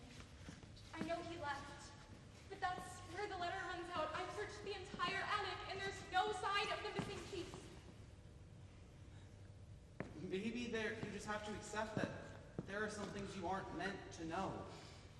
Face it, the last part of that letter is long gone. Forget about it. Move on. Make up your own ending if you have to. They were drinking wine, and then what? What happens next? You'll feel so much better. These delusions will pass. Just come out of the attic and remember what we once had.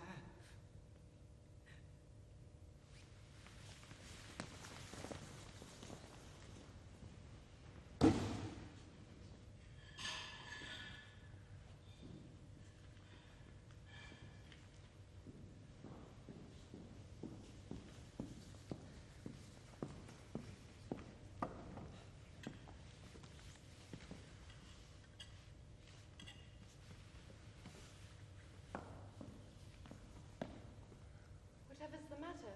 Have you been crying? No, it's just a cold. Oh, I hope you're not coming down with anything nasty. There is no chance of that, I'm afraid. Have you seen my husband this evening? I haven't. Perhaps he had business to take care of. Perhaps. You don't care much for my husband, do you, Helen? What makes you say that? All those little arguments you two seem to have, I'd rather hoped you'd get along. I think it's just the stress he's under. From the bank. I don't take anything personally. Of course. Join me, dear cousin. I poured this for my husband, but he appears to be absent. I'm afraid 2 glasses might go to my head. I'd lose all self-control. I don't mind if I do. Oh, but wait. Before you do, I was looking at your sketchbook earlier, and I saw a drawing that I've never seen before. Is it new?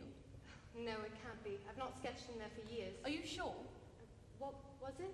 It was, I can't quite recall. Would you go and get it for me? I'll show you. It won't be a minute. What have you got there? Answer me! It's nothing. I thought you weren't coming up here anymore. You'd like that, wouldn't you? You'd like it if I kept away downstairs, away from the secrets in the attic? Go downstairs, I'm busy. I thought a while back that you were trying to hide it from me. It was so obvious. But I just kept pushing the idea away. Pushing it to the back of my mind. So what is it you're accusing me of? Listen to yourself, it's madness. First you accuse the cousin, then the husband. Am I meant to have killed this woman at the turn of the 20th century? Is that it? I'm saying that you know more about this. I've been following you. I've been watching you. The last time you were up here, you referred to them drinking wine. I have memorized the parts of the letters I've seen. There is no mention of any wine. How did you know? That's the last page of the letter in your hand right now, isn't it? You know exactly what's going on. I've seen you looking at her. Ghost, you've seen the lady in the letter. You're imagining it. Still denying everything! Of course I deny it. It's impossible. At least it should be impossible. How many times? Everything that's happened last month should be impossible. How many times have you seen her? 4 times. And you know what she wants? I've always known what she wants. But trust me, what I did was for your own good.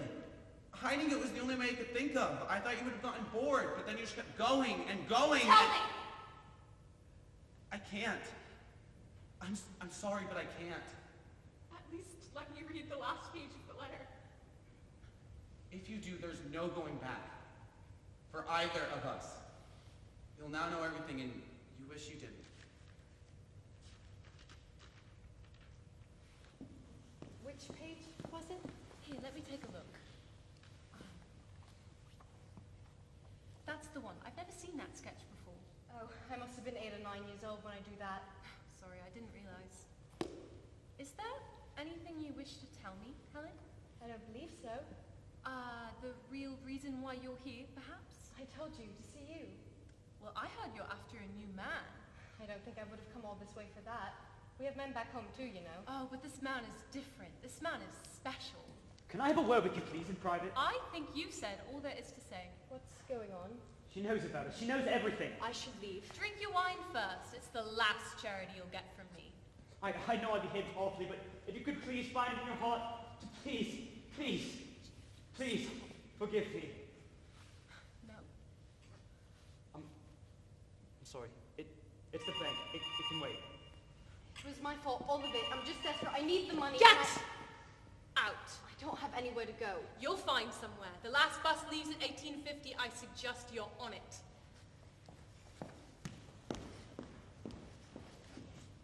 This is impossible. Is this some sort of sick joke? There's no joke. Phones? Buses? Did you write this? All of this has been for what? To make me look mad? Who is the lady downstairs? Your friend from work? Is she your bit on the side? None of this makes any sense. It all makes sense depending on your point of view. I'm only going to ask you one more time. Did you write the letter? Yes or no? No, I didn't. You did. I didn't write this. It's over 100 years old. Is it? Looks pretty new to me. No stains, and it's as white as a sheet. Both pages were. No, but it said she died as the bells rang 1900. As the bells ring 1900 in, it shall be the last I'll ever hear. I know what it says. You really have forgotten, haven't you? As the bells ring 1900, 7 o'clock in the evening. As the bells ring 7 o'clock in, it shall be the last you'll ever hear. Look at the name of the letter. It's your name. Demi, I know I should have been honest, but... Drop dead, Callum! Drop dead! But I see them in my head. They're wearing Victorian clothing. Only because that's what you wanted to see. You read 1900 and assumed they were Victorian, but in truth, it was us. This entire story has been our story. That's why you felt such a connection with this lady. She's you. No, how would I have forgotten something like this? Because you couldn't live with what happened next. You couldn't even remember in death. You blocked it out, and so doing so, you became my Demi again. But the more you read and discovered, the more you became like you were the night you died. If I'm dead, that means...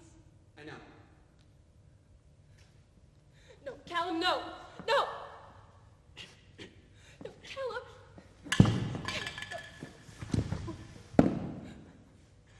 That drink wasn't for you! That drink wasn't for you. I didn't know. I didn't know what you had done to Helen's drink. That lady I see... We see, who is she? The new owner of the house.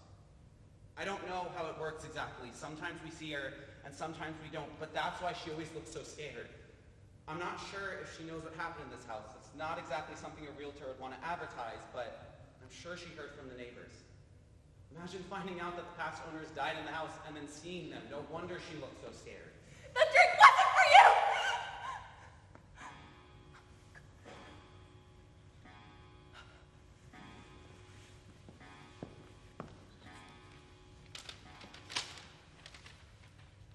By the time you read this, I shall be dead. As the bells ring 1900, they shall be the last I ever hear. You'll always work, go ahead. I remember what you did. I remember how your actions caused us to die. And that's why I tried to save you from all this. The events of that night drove you mad. You couldn't cope. Your body perished like mine, but we continued. You built up a wall to protect yourself, and you were happier. You were better. You can build that wall again. Forget and be happy. You can be. What about all the crap about moving the house? We are moving on. It's time for us to leave. This isn't fair to the new owner. Maybe she can make happy memories like we did once. Just come with me, Demi. Move on. Move on where? To the next life? We'll be back to how we were.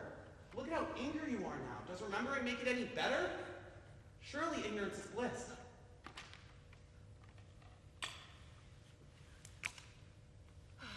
I hate you. I can't live without you.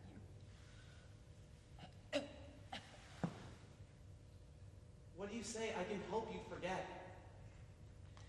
Never forget. Never forget. Never forget. Demi, you can't be angry at me for all eternity. Never. You'll one day feel as I do. I'm sure of it. It's time for us to leave. This isn't our world anymore. Never forget. Never forget. Never forget. Never forget. Never forget what you did to me. Not again. You'll see if I do. Never forget. Never forget. Never forget. Never forget. Never forget.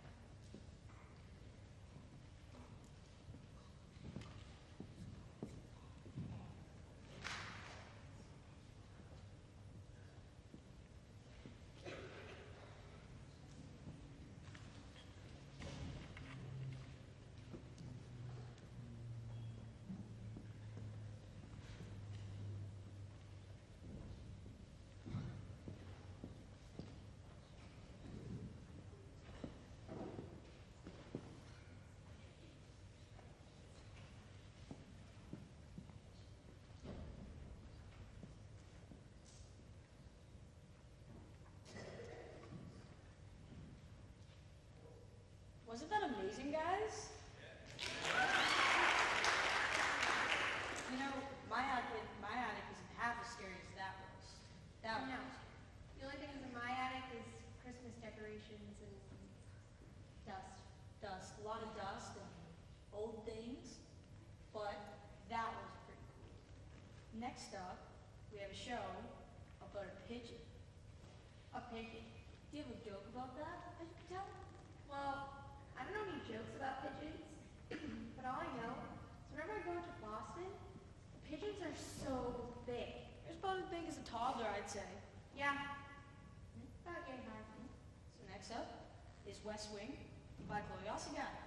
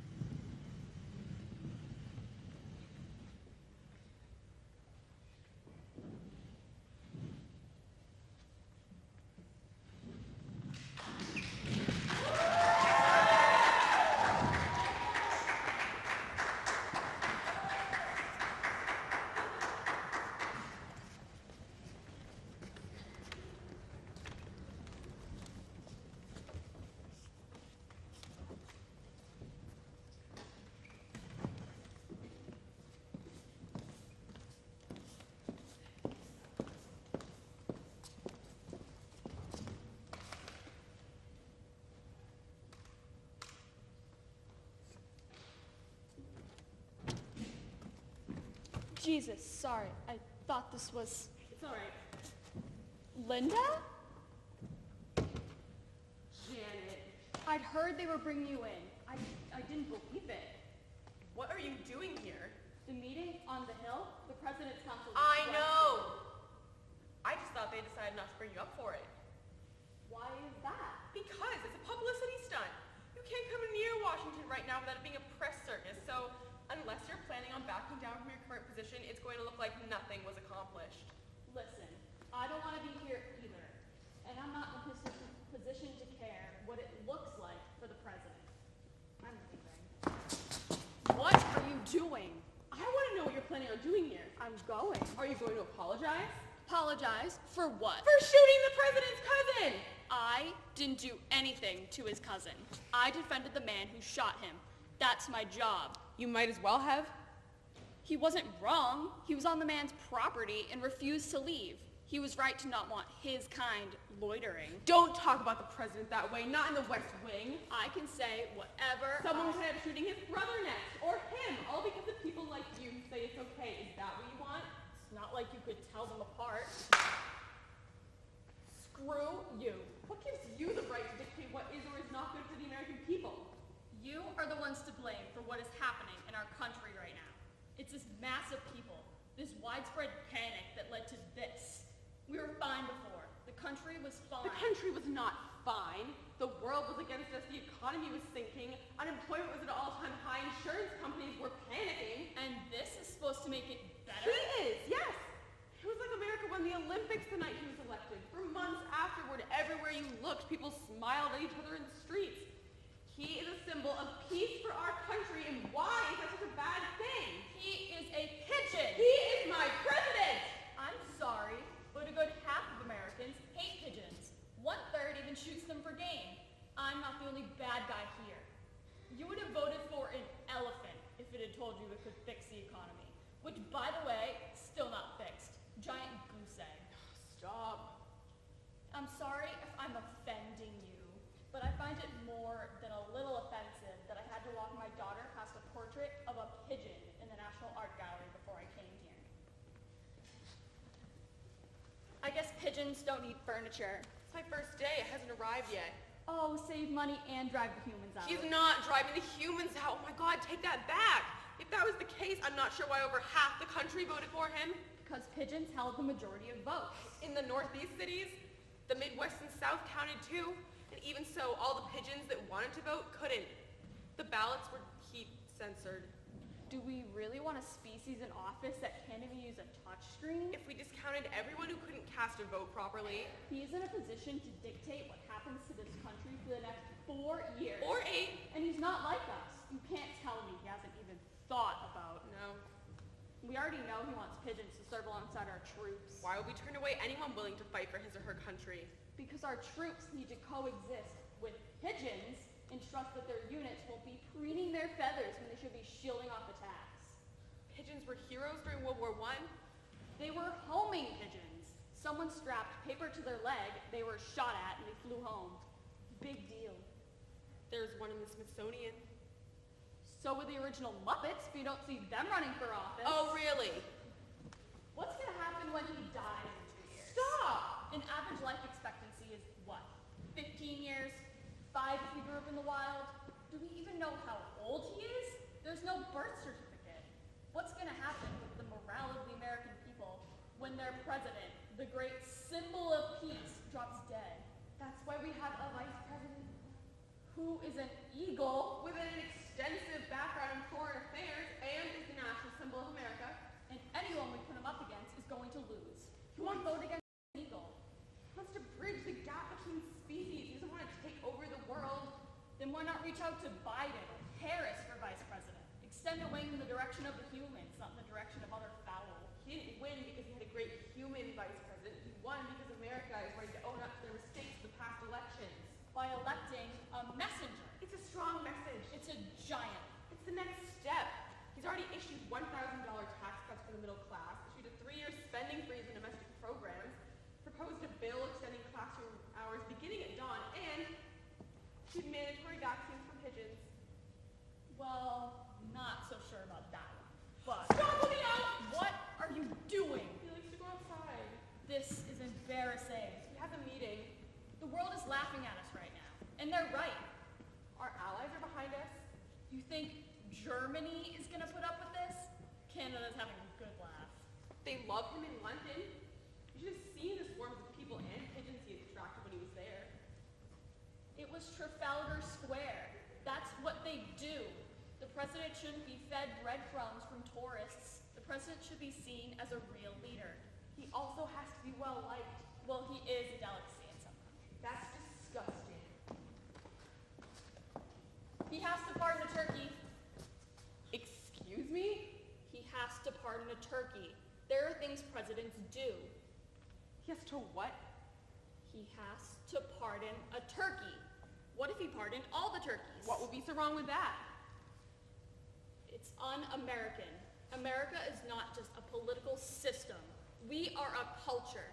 And part of being an American means being able to eat a turkey at Thanksgiving. It also means believing anyone can be president. I'm not sure this is what they meant. I think it is! By definition! And what about the Easter egg roll? He would sit on the eggs.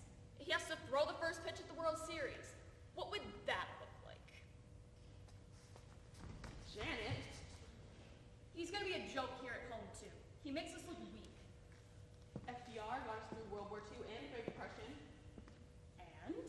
He had a disability and was still considered one of our strongest presidents. Oh my God, he had polio. He wasn't a pigeon. He could still hoist himself up for photos. The president looks blurry because he can't keep his head still. It's for depth perception. He is so tiny. Listen to yourself! That's the second time you've slapped That's me. the fourth time you've deserved it. I can't have this argument with you right now. It was a mistake for them to bring you in to spearhead dog suffrage. They'll see. Why? I've been at the forefront of that movement for over 70 years. You weren't even born 70 years ago. Dog years. What's next? Giraffes. Giraffes? They're foreign. They can't vote. I don't even recognize this country anymore. Me either. That's not a good thing. The country's changing. It's ready for us. When pigs fly. He's the president. Slap, slap, bitch.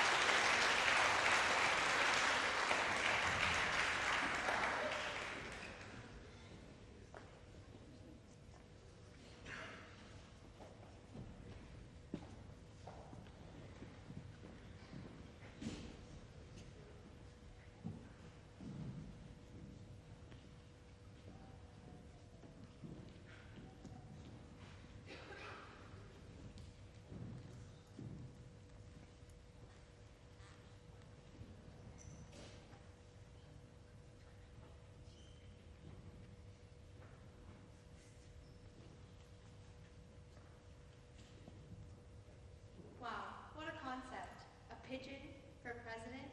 Well, I mean, you know, there are options. After all, this is America.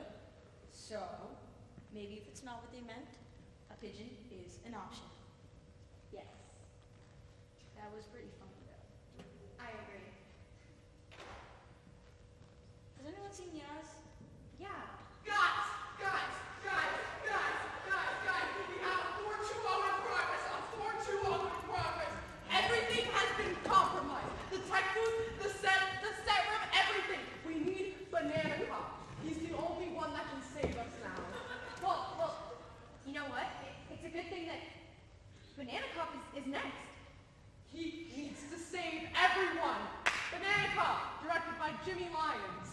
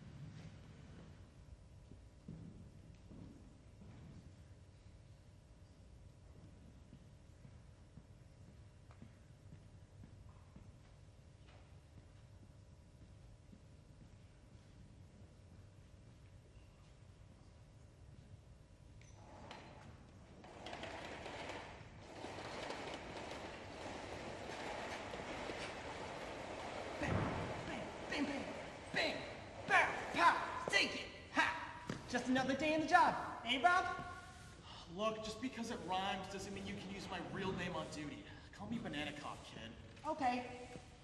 Wait, if I can't call you Rob, then why can't you call me Kid? It's called seniority.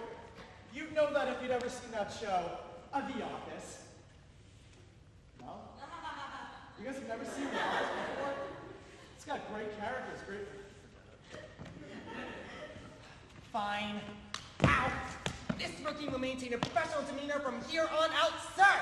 That's more like it, kid. Now let's get back to patrol.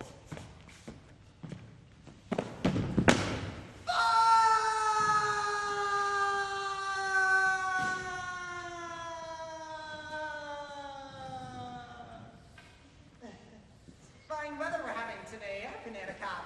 Indeed it is, Rookie Cop. The sun is shining brightly, as if to aid us in our search for wrongdoing. Oh my god! Look, Banana Cop! Someone left this bag of oregano laying in the middle of the park.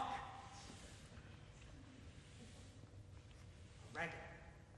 This is no oregano, son. We need to lock down this area and start interrogating everybody here. We'll start with him. Hey, you! Freeze! I'll handle this one. No habla hispana comprada. Now start speaking English or be speaking to the ground. All right. No problem, mate. I'm not resisting. Huh? Resisting, eh? Now I'm getting suspicious. No suspicion. I do nothing. Let him go, kid. He clearly doesn't know enough English to purchase drugs in America. Drugs? No. No drugs. No drugs. Clean record, senori. Adios. He's running! We need to pursue! You can't just chase a man because he is speaking some foreign language or some ridiculous accent. That's called profiling, and it's very frowned upon these days. What we need to do is get this oregano locked away and call for backup. Start rounding the rest up. I'll report this to dispatch. You got it, Banana Cop. Okay, everybody, gather over here. Please? The one in the Heelys, please. Oh, man, they all left. What am I going to tell Rob this time? He gave me a job and I failed. Again. He tries to act tough, but there's no way he can stop me if he can put up with me every day.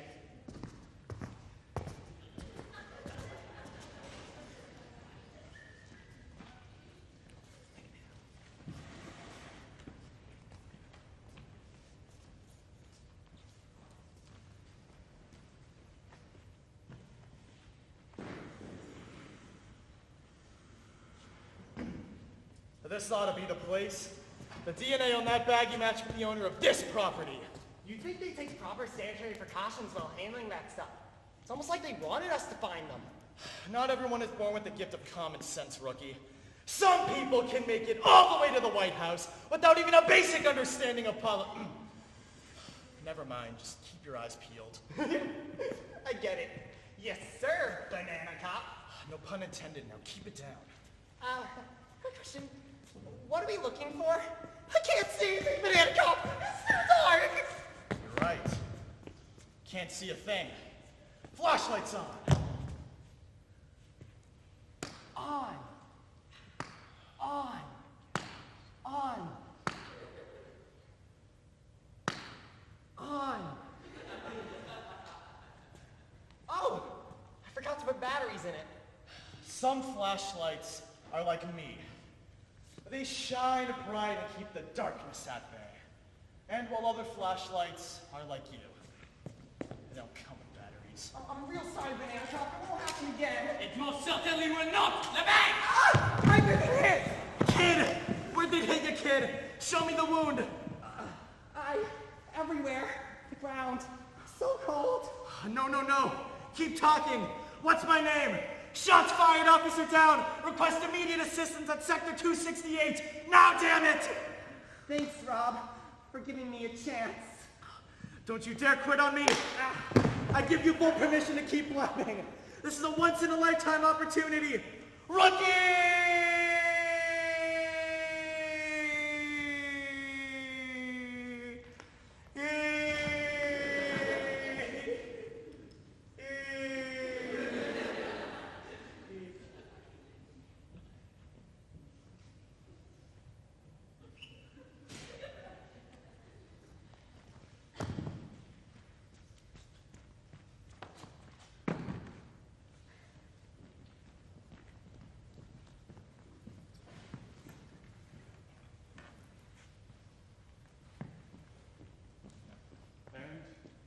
gather here today to mourn, I ask that you look to those beside you to find comfort. Know that you do not grieve alone. But most importantly, remember and cherish his life. Do not keep such petty things as hate and vengeance in your soul, but love and gratefulness in your hearts. We are so killing whoever off Rookie Cop! I can't believe I'm saying this, but I'm very close to agreeing with you, Cutthroat Cop. Whoever did this needs to pay. And I can't believe we couldn't afford a coffin! He's just sitting there on the ground! What if someone trips over him? It's these budget cuts, I'm telling you. It was either that new kitten orphanage down the street or a coffin for my dead partner. You made the right choice! He would have wanted it this way! I hope so. I miss him. Well, I'm gonna go interrogate a few suspects now and see if they know anything. Don't have too much fun. I never did right by you, kid. Never treated you like a partner. Never treated you with respect. I guess it's because you reminded me so much of me at that age, before this cruel, rotten world gave me wrinkles everywhere. Even where the sun don't shine. My gallbladder. Oh, anything but my gallbladder. You're probably up there in banana heaven laughing at me, aren't you? Maybe you're the lucky one after all. Only got a little taste of this cruel world before you were forcibly removed from it. It ain't all vitamin C around here. More often than not, it's vitamin Z. What did Matefel? Are you perhaps a poet?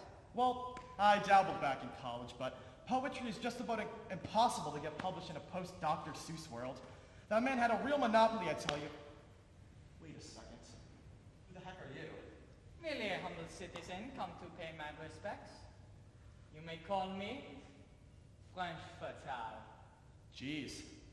And I thought I got the short end of the stick with Robert. No, life could be worse. I could be lying dead in the middle of a park, for instance. What was that? Nothing, merely musing about how much more dangerous things have gotten around here, especially with a bag of illicit substance being found right here in Central Park. I know, right? It's crazy. Wait a second! How did you know about that? We haven't released a report to the public on that one yet. A co-worker of mine was there at the time, you see, and he told me about the incident. Was this coworker by any chance of the racially ambiguous but not Caucasian persuasion? Why, yes. What are you? Psychic? I think I'm gonna have to take you in for questioning, Mr. Fatale. Oh, my. Look at the time. Really must be going now. Oh, no!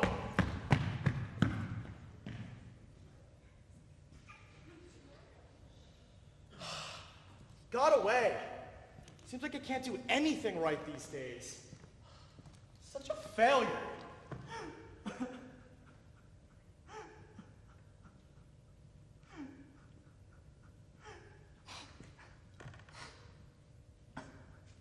Why are you crying? What? I'm not crying. Yes, you are. Don't bother trying to hide it. I've been watching you for a while now.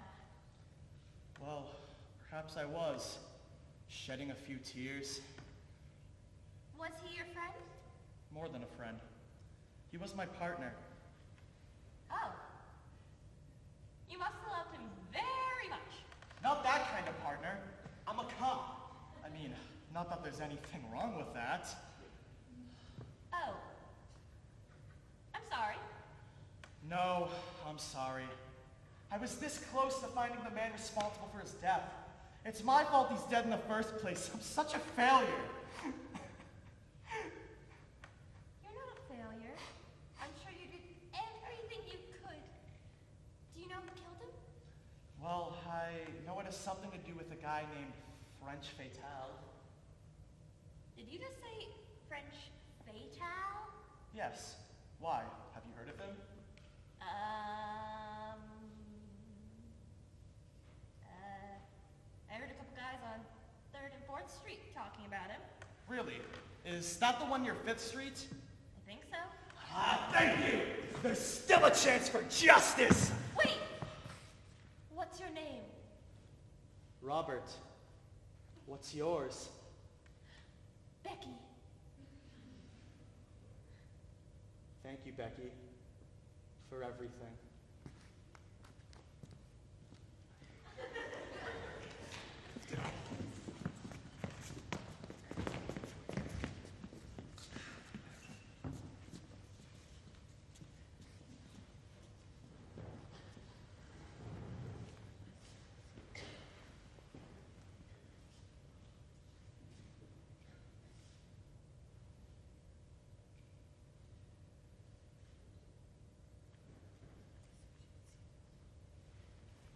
You are the best lackey in the entire world. Thank you, French fatal. Oh, yeah. Don't move a muscle, dirtbag! Hands where I can see them. You're not getting away this time. What? Cut the crap spaghetti and meatballs in a bolognese sauce with grated Parmesan and Romano cheeses with a sprinkle of lemon juice for the acidity. I know you speak enough English to join a gang! A gang that has a French mob boss for some reason I don't know. You have the wrong man, Flaccello. Oh, really? So it's just a coincidence you're wearing the same costume 4 scenes later? Machine wash is broken. It's a washing machine, and I know damn well that you don't own one. I got your back, Banana Cut. Try and sneak up on me, will you? Oh no, This'll stop him. Banana Cop, here. Go with me. What have you done? I had him. The old rookie never would have messed up that bad. I miss him. Why do the good always have to die young?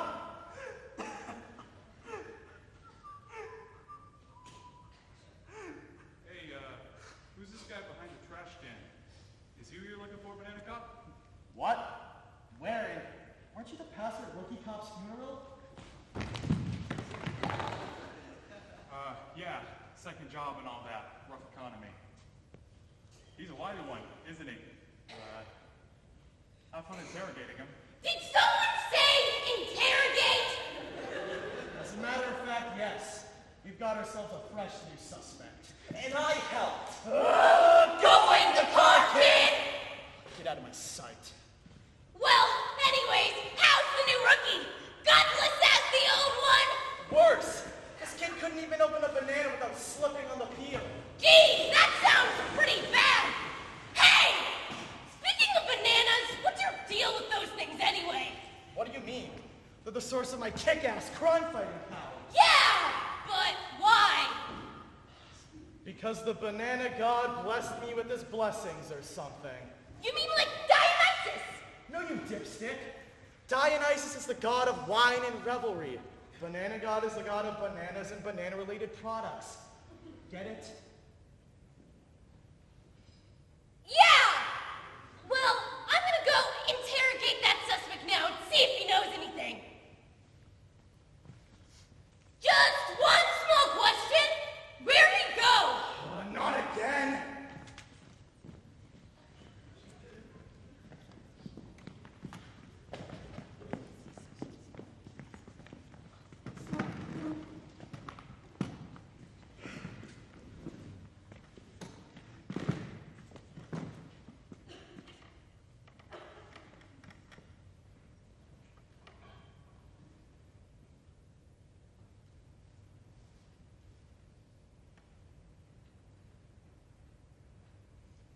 My dear Becky, your beauty continues to astound me.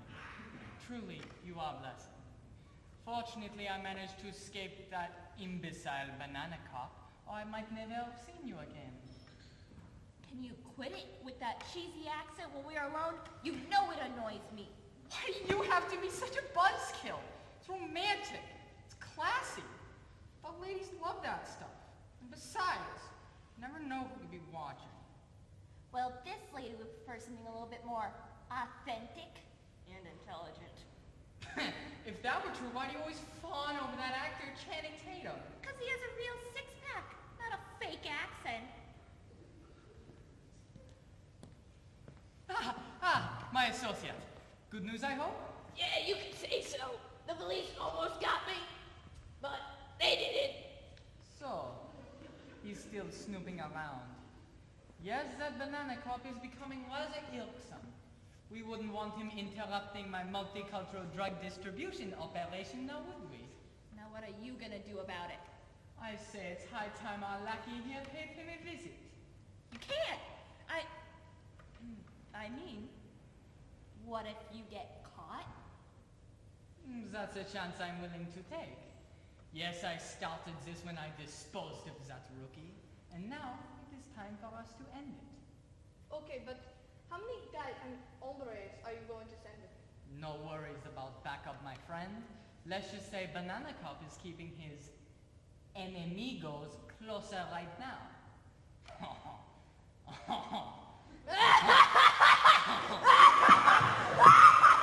Stop! Go! Now!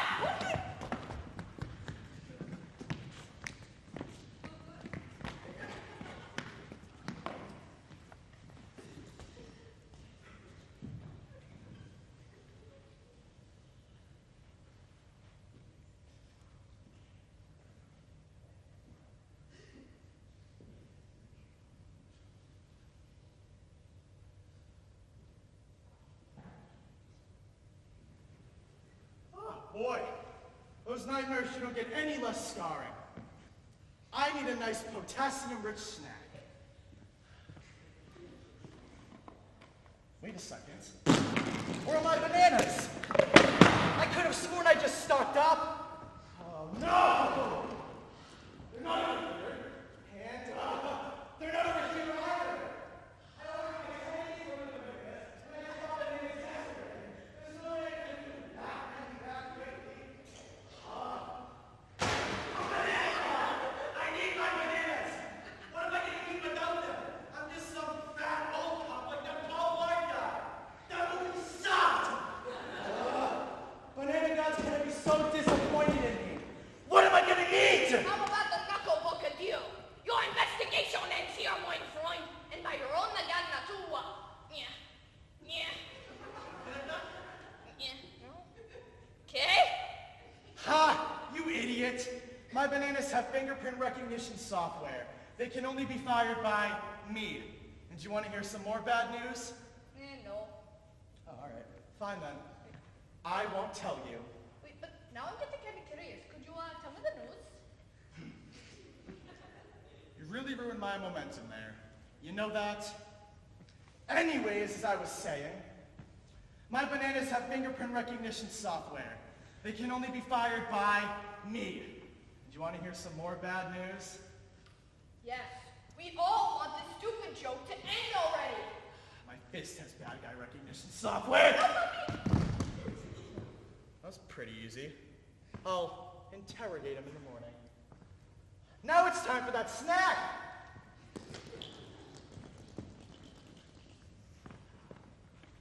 Okay, guys, get all the fruit off. Hurry up! And now the door, people, the door! I'm first along the stage manager. We don't have a door frame. What do you mean you don't have a door frame? How am I supposed to use it? You're the director. You figure it out. Oh, God. Max!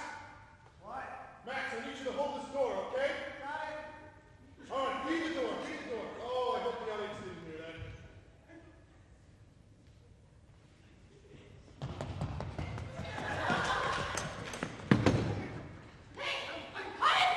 Yeah, I'm here. Wait. Where's Banana Cop? Banana Cop? He said he'd be here. Come on, team. The intel I got out of that lackey indicates that this is the location of French Fatale's hideout. Wait, did you interrogate someone without me? That's like my entire character! You weren't there at the time. Sorry, I meant to call you. Are you sure this is the right place, sir? That thug might have been misleading us. Shut it, kid! This is the only lead we got! Quiet, quiet. I think I hear him coming out. Freeze, Reggie! We have you surrounded, at least from this side. Yeah, we finally got you! But how? My plan was so ingenious. Apparently not. That racially ambiguous rascal you sent to take me out squealed real quick once I knocked some sense into him. Sacre bleu! I know I shouldn't have paid him in Monopoly money. Yeah, you should have said someone who knew what they were doing, idiot! Oh, but you did. What? Bang, bang! Ah, yes. My assassin. Well done. They certainly didn't see that one coming. Nope. That one's extra. Yes, money is no object to me. With Banana Cop gone, there'll be nothing standing in the way of my profits. And so I was like, no, I'm the Becky, and... Sorry, I gotta go. So it's done? Indeed. But why the long face, ma petite Charflower? This is a good thing. I just wish you didn't have to kill him. He was nice. Yeah, it was real nice. For a pig. None of that matters. He is disposed of. My plan worked perfectly. Yeah, all thanks to me. Now can we talk about my payment? Yes. Awfully impatient, aren't you?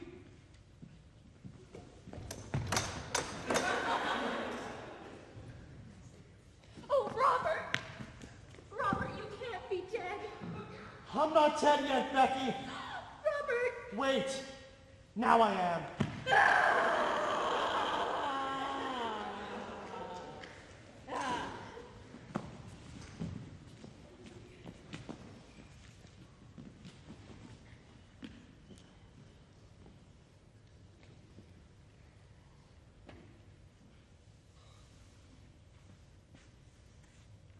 Wait a second.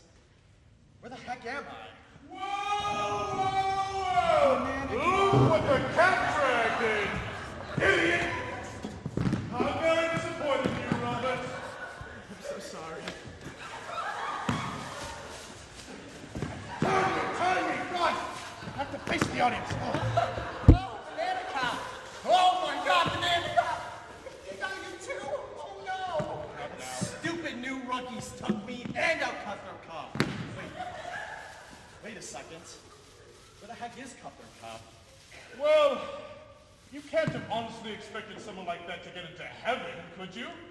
Whenever I get interrogated, I torture, okay? I torture a lot of people! Good point. Now, as I was saying, I'm very disappointed in you, Rob. You were supposed to uphold... You were supposed to uphold the values of justice and potassium, not just randomly die! We'll save the city now! Oh, don't worry about that. Banana Cup will still get a chance to save the city. What? How? Oh, look, that part's easy. I just make him alive again. Wait, you can do that? Of course I can. I'm a god. Whoa. Stop it. So you guys brought me back this whole time? Yeah, but like, didn't you die on the second scene? How much help could you really be? Kids these days. Is now a bad time to straighten up, or? Now's fine. We were just ending this conversation. Okay.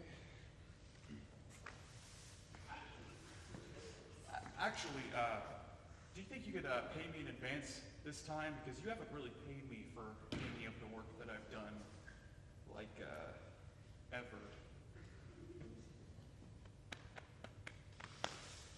About that, I'm a little strapped for cash right now, rough economy and all that. I tell you what, you just finish doing your floor cleaning thing, and I'll make you alive again. Sounds fair to me. What? So you're just gonna revive him, but not me? And weren't you the pastor at my funeral?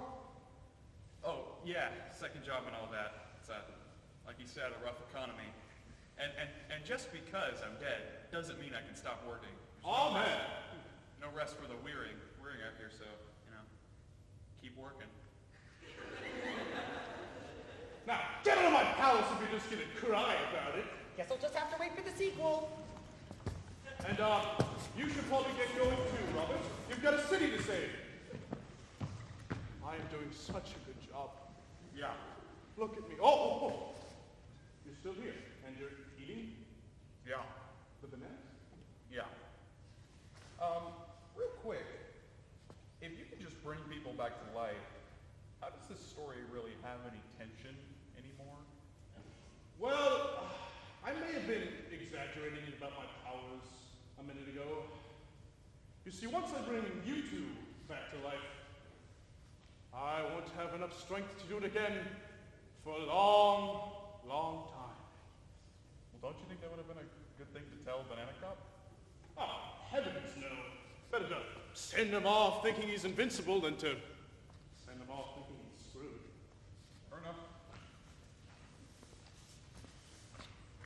Who's gonna clean these up? Yes, Banana Guy. I can't see where I'm going. Oh, is that a foot? There's too many bananas. Someone give me the hand. Where? I can't find them all. Am I off the stage? I'm sorry.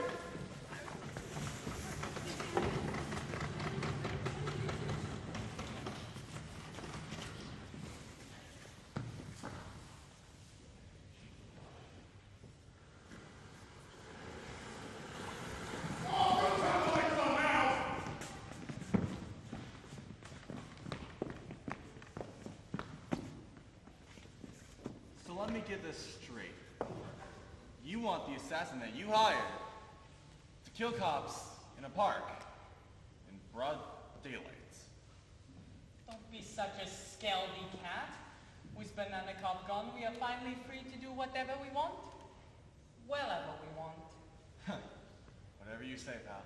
Bonjour, you baguette-eating buffoon! Bang! Bang! Bang! What are you doing here? You're supposed to be dead. This banana may be bruised, but he is not beaten. Now it's time to do to you what you did to me, and to my partner, and to my other partner. Wait. Let's just settle this like gentlemen, with only our fists and our wits. All right, fine. You throw away your gun first. With pleasure. All right, fine. I'm gonna enjoy beating that stupid accent out of your baguette-eating mouth. Potassium punch! K plus kick! Banana blitz! Banana bonanza! Have you had enough yet? Well, too bad! Banana blitz! Potassium punch! Stop! You thought this would be a fair fight? After shooting your hapless partner in the dark? After hiring an assassin to kill you and your bloodthirsty comrade in the back? I never play fair! And that's why I always win. Now prepare to die for a second time, you stupid wolf! Who? When? Where? Why? How? I've had enough of that fake accent. I knew it was fake. Robert! He was trying way too hard. Are you all right? Yeah, I'm fine. That noodle-armed wimp barely broke the skin. Ooh. I should still probably get it treated, though. Here, let me help you. You know, Becky, you're the finest woman I ever met. Pretty easy on the eyes yourself, Robert. Well, I was talking more about your personality, no offense. I could leave you here for dead. Kidding, I was kidding. You're beautiful inside and now please don't leave me for dead.